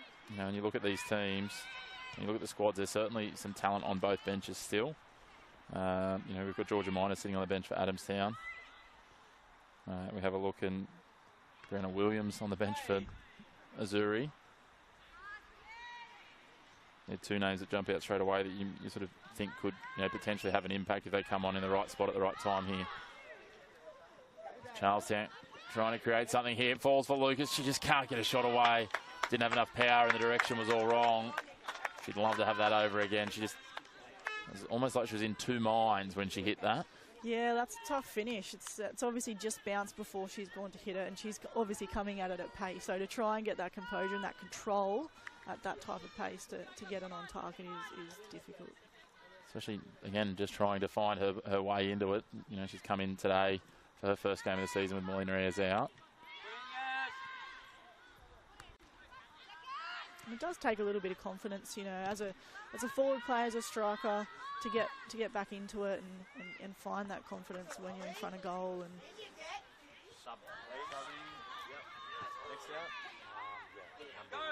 And Holly Vittner getting ready to come on.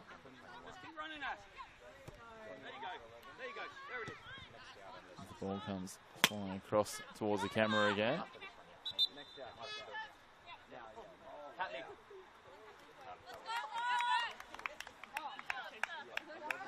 Change coming. Chloe Catley coming from the field, and Holly Vittner will go on.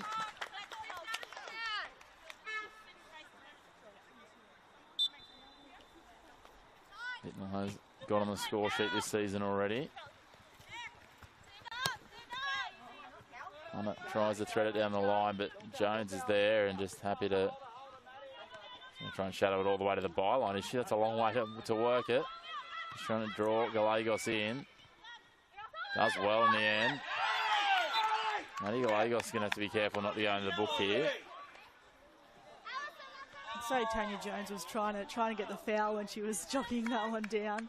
Obviously, it was a little bit far from the byline, but she was definitely just probably trying to get the foul, and obviously they ended up getting that. Yeah, Maddie Gallegos decided to foul the bit smaller opponent instead.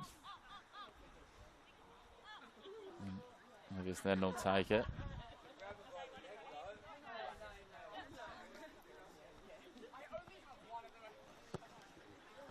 Ball driven forward. Goes across the sideline. Referee gives it to Charlestown. Azzurri the throw. Martin. Headed in by Vedder. He has a hack at it. Can't quite clear it away. Martin. All threaded through. Now they go long. Jones with a header. Lucas flies above the pack. Spills out for Simon. She lays it off for Georgia Brown. Brown drives it forward, but it deflects off some legs. The legs of Donnelly. And pushed across the sideline by Johnson. I was starting to build into something before they just tried to drive it forward. An optimistic, a hopeful sort of pass. Yeah, I mean, we started the game off, you know, quite fiery, but I think it's even starting to heat up even more in this second half. Yeah, it certainly is. We must be something about under lights here at Lake Macquarie, because there's some fire in the game here between Adamstown and Broadmeadow, if you remember. I think there was one clip that might have involved a bit of a rugby tackle from a certain player. So yeah, look, never a dull moment. Friday Night Lights are a well, I think that was Saturday Night Lights, that one, but it's a different piece playing under lights. Sometimes, you know, it's a little bit of excitement, a little bit of rush of blood. That's right. And I think perfect conditions for football. A great temperature tonight, so the girls can just keep running and keep running. So you didn't enjoy that 45 minutes in the just under, you know, the 29.9 on the wet bowl allegedly? No, I don't really like playing in the heat, but it was working okay for you. You got a couple of goals. It was, yeah, it was.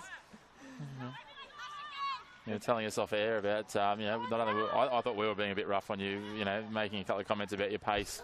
But you got plenty of feedback about your pace during the week, including your former captain. That's right. I've had plenty of people telling me that they, for some reason, I looked fast last weekend, which is not normal, but appreciated that.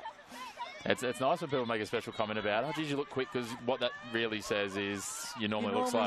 Yeah, exactly. Thanks, guys. Who needs enemies? That's right. Oh, dear. Gemma Simon parries that one across the sideline. Adamstown take the quick throw. Donnelly can't control it, but it's taken a deflection off Simon again. And Adamstown racing forward. I'll tell you what, if you capture Martin Slade's enthusiasm and just channel it directly into the players, Adamstown might be leading by 4. Oh, 100%. I think he's got a lot of enthusiasm, and he's trying to get that into his players. But again, you know, outside of a couple of moments of frustration, he's been very good-natured, and he, you know, again, it's nice to see him enjoy, like, even though they're losing, he seems to be enjoying the process of it all. So it's nice to see. And here's the sub that we thought might come. Miners getting some final instructions before she'll go on. Cook breaks that up. Vetter spins, loses the footing, but comes away with it before Martin takes it.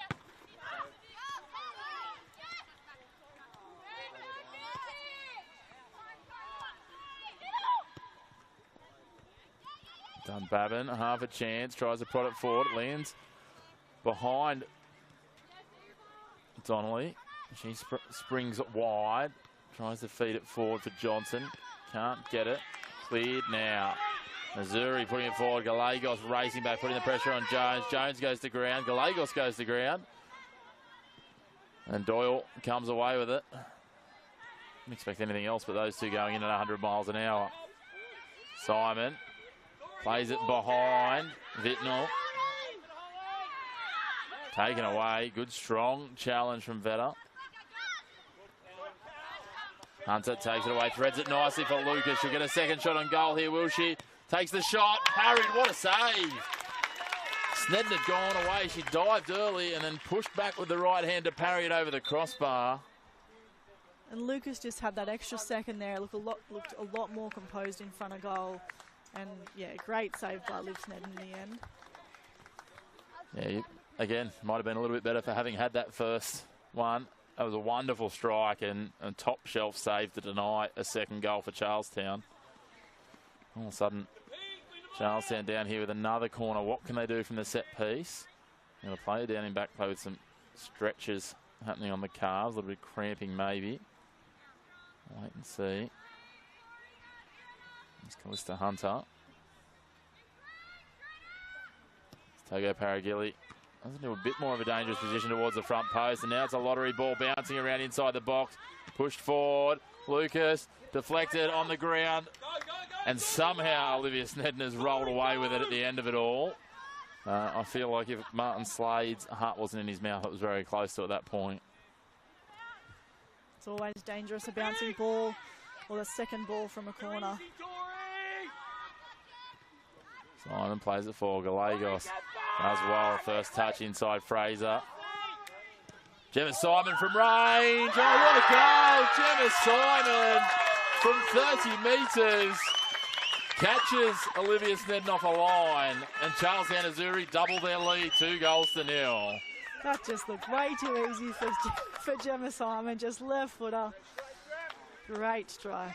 You said earlier, you don't often see her taking them from outside the box on her right foot, and that's why she takes them on the left. That was a wonderfully struck shot, and you can see Olivia Snedden backpedaling, knowing that there was high odds that one was going into the net. That's right. She had no chance. Perfectly placed. Great ball from Gemma Simon to make it 2-0. 13 minutes remaining. What a strike from Gemma Simon. She'll be telling Heath White that she belongs up front of attack more often. Yeah, I think she's threatening Melina Ayres now for that striker position. Well, that's 2 goals for the season in 4 games. It's a pretty good strike rate by Gemma Simon, sort of numbers I would have thought on her career. Yeah, for a fullback, and you know, generally playing in the fullback position, that's pretty good numbers. Certainly is. They've scored plenty this season to have Charlestown. Lagos has 5 for the season. Ayres 7. Simon now their 3rd leading scorer with 2. So about 17 goals in 4 games. That's not a bad rate. And we've still got, I think, 12 minutes or so here. And that second goal is really going to take the wind out of Adamstown now. They probably thought, you know, they were still in the game, you know, until that second game, which they still are. But that's just going to take a little bit of the wind out of their sails. It is always, though, with this sort of double digits still on the clock. It's a dangerous lead to have because you can't really sit on your heels and rest on your laurels. And Charlestown, I know they need to continue to push, and I'm sure they'd love to ice it with a 3rd. You feel like a 3rd at this point as Gemma Simon looks to chase that one and realises it's going to beat her across the sideline. A 3rd would really just be, you know, almost the final nail in the coffin if they were to score in the next couple of minutes. Yeah, that's right. And they do say a 2-0 lead is the most dangerous scoreline in football, which is interesting. You think 1-0 would be more dangerous, but yeah, I think you get a little bit complacent when you're at that 2-0 mark, and you probably think you're okay, you're ahead.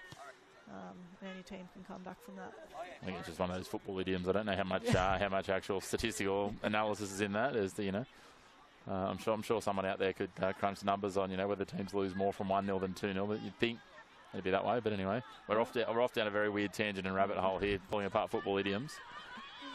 Well, we did see today the Jets girls, you know, almost came back from 3-0 down for a share of the points, and the ball bouncing awkwardly through the box there. It was again a split second that you wondered, was that going to spin into the net, but it was a very different angle set off from our viewing point. Yeah, to the Jets' point, we tuned in at half-time and we saw the referee and assistant referee converging, and we thought, have they stolen this 3 points here against one of the top teams in the competition? But unfortunately it was the other way around, and they did go down 4-3, but a gallant showing again from our Newcastle Jets girls as Wester Hunter goes in. A little careless. I'm not sure that she got too much contact, and again, sliding in like that, you're running the risk of some ire from the referee. Yeah, and it's good to see that Adamstown is still fighting and they're still trying to get that first goal and putting pressure on Charlestown. Jenna Doyle will take the free kick. If they could nab one back here, we'll have a very lively finish. Jenna Doyle was ready to go. No one else in her side was, though. Referee says, away we go. She sliced it up and around past the wall. Ball's back for Georgia Cook. I thought she was just going to wind up and take a strike there.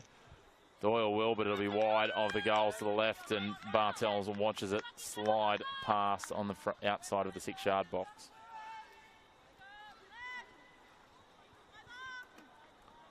Charlestown now getting ready for a change.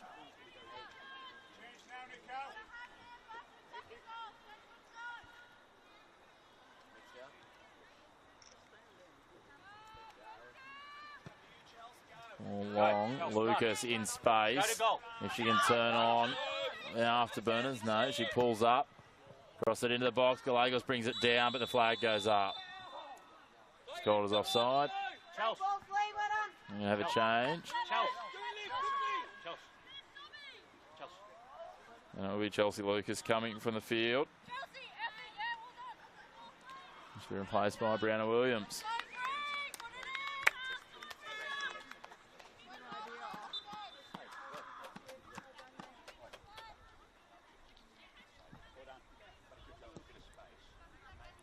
have to feel if you're Chelsea Lucas, that's a pretty good first hit out for the season. Yeah, really good contribution for her today, and I think probably feeling a little bit more confident in front of goal, a little bit more composed, and yeah, I think she can really help out Charlestown, you know, for the rest of this season, whether it's, you know, starting position or even off the bench. Starts to look a bit scary when you have a look, like with Molina to come back into this side. Obviously, you'd expect Gemma will drop back down the pitch, but then they've got Chelsea as an option. We've obviously seen Brandon Williams come on now. We know what Maddie Gallegos is doing. You know, even Jana Fraser playing just that little bit sort of at the top of midfield has looked dangerous when she's gotten over the ball and has been happy to take some shots. There's a few different attacking options. I mean, you don't need too many other when Melina Ayres is scoring 7 in 3, but, you know. Yeah, that is very true. You've got a striker like her. It's going to be a deep bench that they're going to have with attacking options. I'd be pretty happy if I had that bench. Jones sees that across the line and I'll get the throw. Liners can't quite control that. Throw in, looking for Gallegos, broken up by Laurie, brought to ground, Vitnall, Dickey, Dunbabin taken away, good tackle from Vitnall, spits wide to Simon. Simon holding up on the ball, swings it wide to Williams. Williams, and she thought that was going to bounce a little higher than it did, but does well to control it. Threads it forward, the referee gets a couple of touches.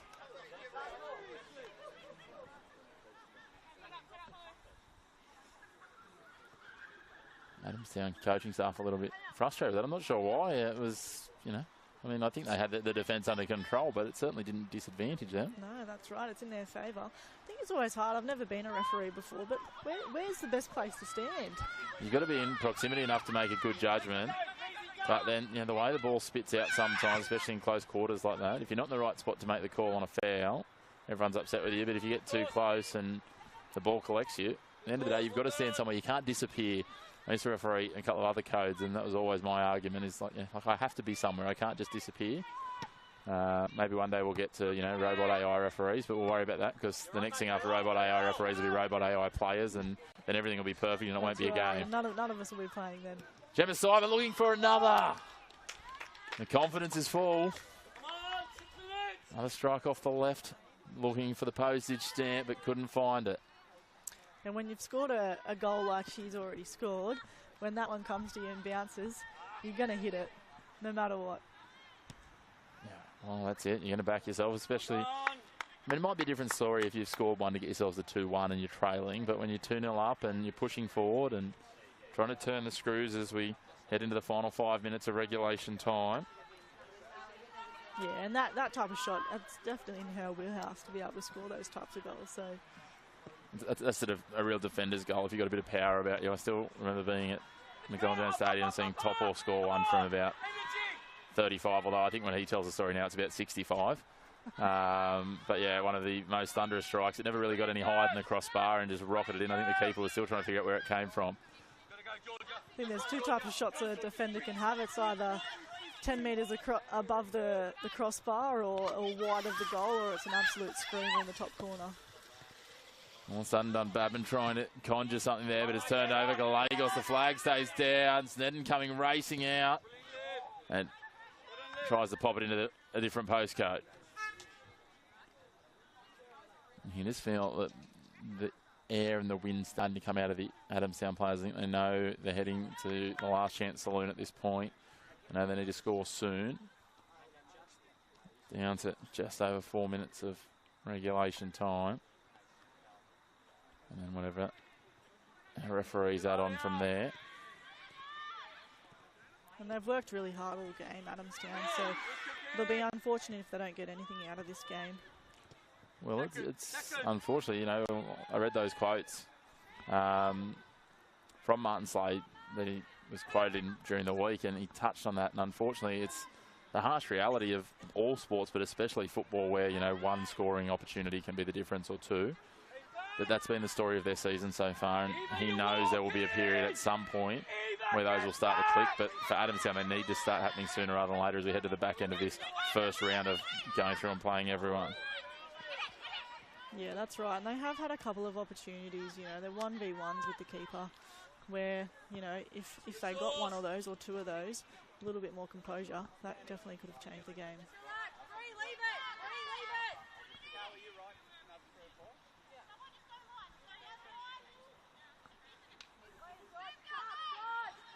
Martin takes the throw, trying to put it into the box for Gallegos.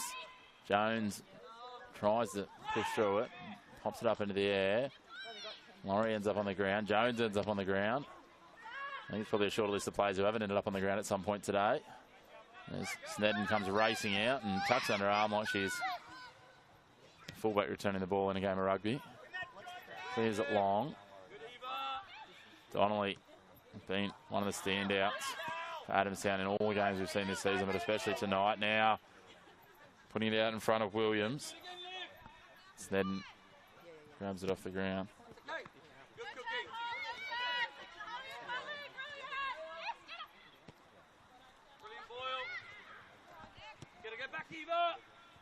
So we're going to see another change for Charlestown. And Adamstown are just trying to get this ball forward. They're just trying to get something in behind, put that little bit more pressure on Charlestown and see what they can get out of it. And Arizona just trying to drive it as far forward as they can and hope someone can run onto it. Speaking of someone running onto it, Brianna Williams here, chasing through, putting the pressure on. Charlestown are far from put the cue in the rack. Vittnell's there with her. Williams loses the footing. Vittnell comes across, takes it away, slides back in between two players, plays it across the top of the box, and it's dealt with. Bounce beats Johnson. Simon retreats back to pick it off. Plays it out wide for Georgia Brown. Brown has it taken away. Adamstown now. Go on the attack. Johnson, not quite how she would have wanted to receive it in the middle of the back.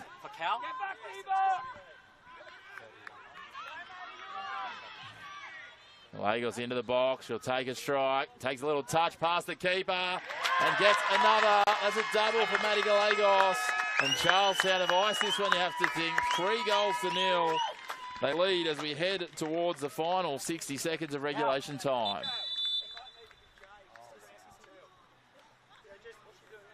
Who do you want? Sienna for Jay. Jaina and Cal.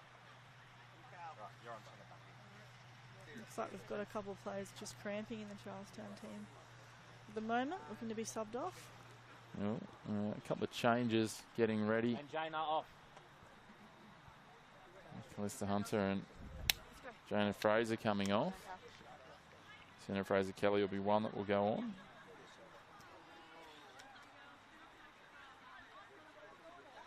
And Anya Lowe will be the other. Making her first appearance in first grade this year. Jaina's off.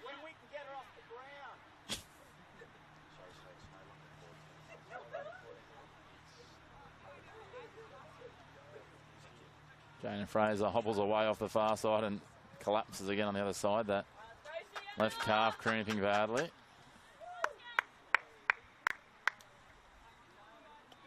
So Fraser-Kelly played the 90 minutes in reserve grade earlier. And a chance right on full time to score. Maybe she can make just desserts here and get the fourth for Charlestown. Yeah, and that third goal, I'm not sure what happened to Adamstown there. They all looked really high. And Maddie Gallegos just made that forward run and just caught them all. 4 minutes at a time. Great finish, good composure. Touch around the keeper, and there it is, 3-0. The fourth official just indicating 4 minutes of added time to be played. Yeah, that composure to have that little touch around the keeper, that makes it look like she's been playing striker for a long time and not just making her way up there this year at this level. I'm not sure if she's played a bit there when she was younger, maybe. Here she goes again.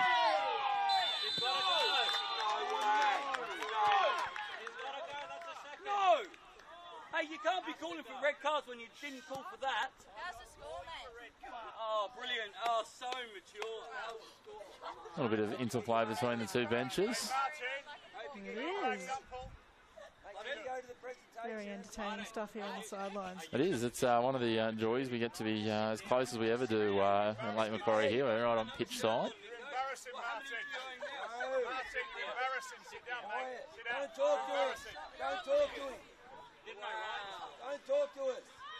Well, I've lost between the benches. We thought there was feisty out on the field. That's right, yeah. Tanya Jones and Matty Gallegos look like best mates compared to the coaches having an exchange here.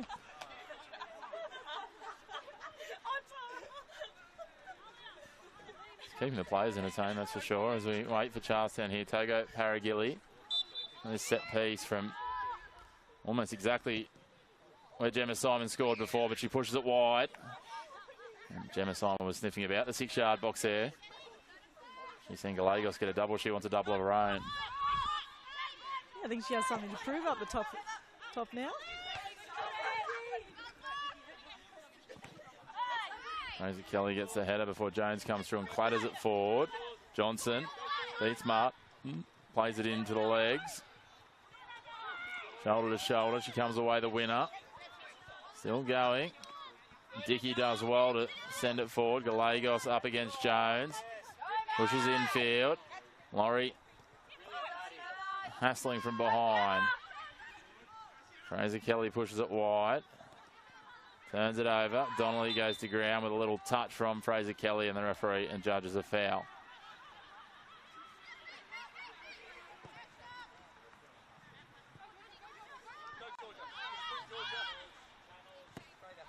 They drive forward. Williams in a foot race. Williams and Laurie. Laurie with a head start, and she'll beat it to the ball. Plays it back to Snedden. Gallegos racing in at 100 miles an hour. Sense an opportunity. Brought to get around by Vitnall. Dickey, dispossessed by Miners. Puts it in behind. Looking for Johnson. Taylor Paragilli grabs her. What's the referee going to do here?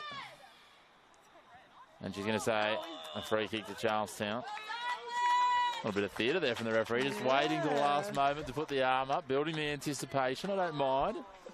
I think if this game went for another 30 minutes, we'd see yellow cards left, right and centre, and yeah, something more exciting might happen. I might have to bring these fences in and make them an 8-sided cage the way it's going. I'm not sure if it's the players or the coaches who are going to be in there. There's no love lost. I'll tell you what, you want to mark it in your calendar, Charlestown versus Adamstown in about 7 weeks' time. I'm sure there'll be some memories. Snedden picks this one up, and we trickle into the end of stoppage time. Very little left, very much at the discretion of the referee now. And Togo Paragilli sliding in. And they play forward. Williams. And a touch. The appeals for both sides very vociferous. They continue on. They're not. Neither side's prepared to put the cue in the rack just yet, Tara. No, you wouldn't think that Adamstown are down 3-0. Speaking of 3-0, that will be the full-time score here at Lake Macquarie. Charlestown Azzurri continue their winning run. 2 goals from Matty Gallegos and a long-range stunner from Gemma Simon, Tara. 3-0. I wouldn't say it was flattering to Charlestown. They would definitely had the better of the run for the 90 minutes, but Adamstown could feel a little bit hard done by they didn't come away with something, whether it was goals or points from this game. Yeah, that's right. They did have those few chances that they could have tried to capitalise on, and it was a really tough game, and I think it was back and forth. There was lots of 1v1 battles in there, and it obviously made for a very fiery game, both on the field and on the sidelines here for us today. Yes, well, we had front row seats to some high-quality entertainment, despite the fact that both sides struggled at times to get the ball through the midfield. There was some real high-class football at times in this game, and I think it just shows that, you know, we've got a team that's sitting right down the bottom end here, but they're going to create trouble, as we said, for teams during the year. They're only going to get better, but the showing they put in tonight was a good one. Unfortunately, though, for Martin Slade and his team, they don't take anything away, but they can't be far away from their first win. No, definitely not. I think Adamstown have got something to prove now, and they're just going to continue to build into this season. And, you know, obviously Charlestown are a really tough team to beat, and they're going to be one of the teams to beat in, you know, the top 4 this season.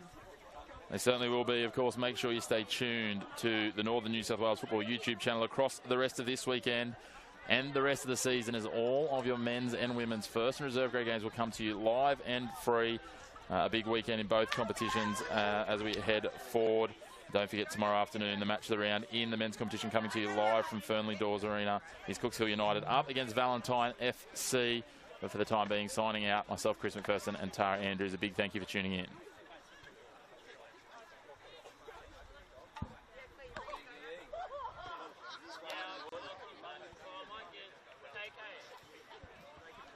Thanks, guys.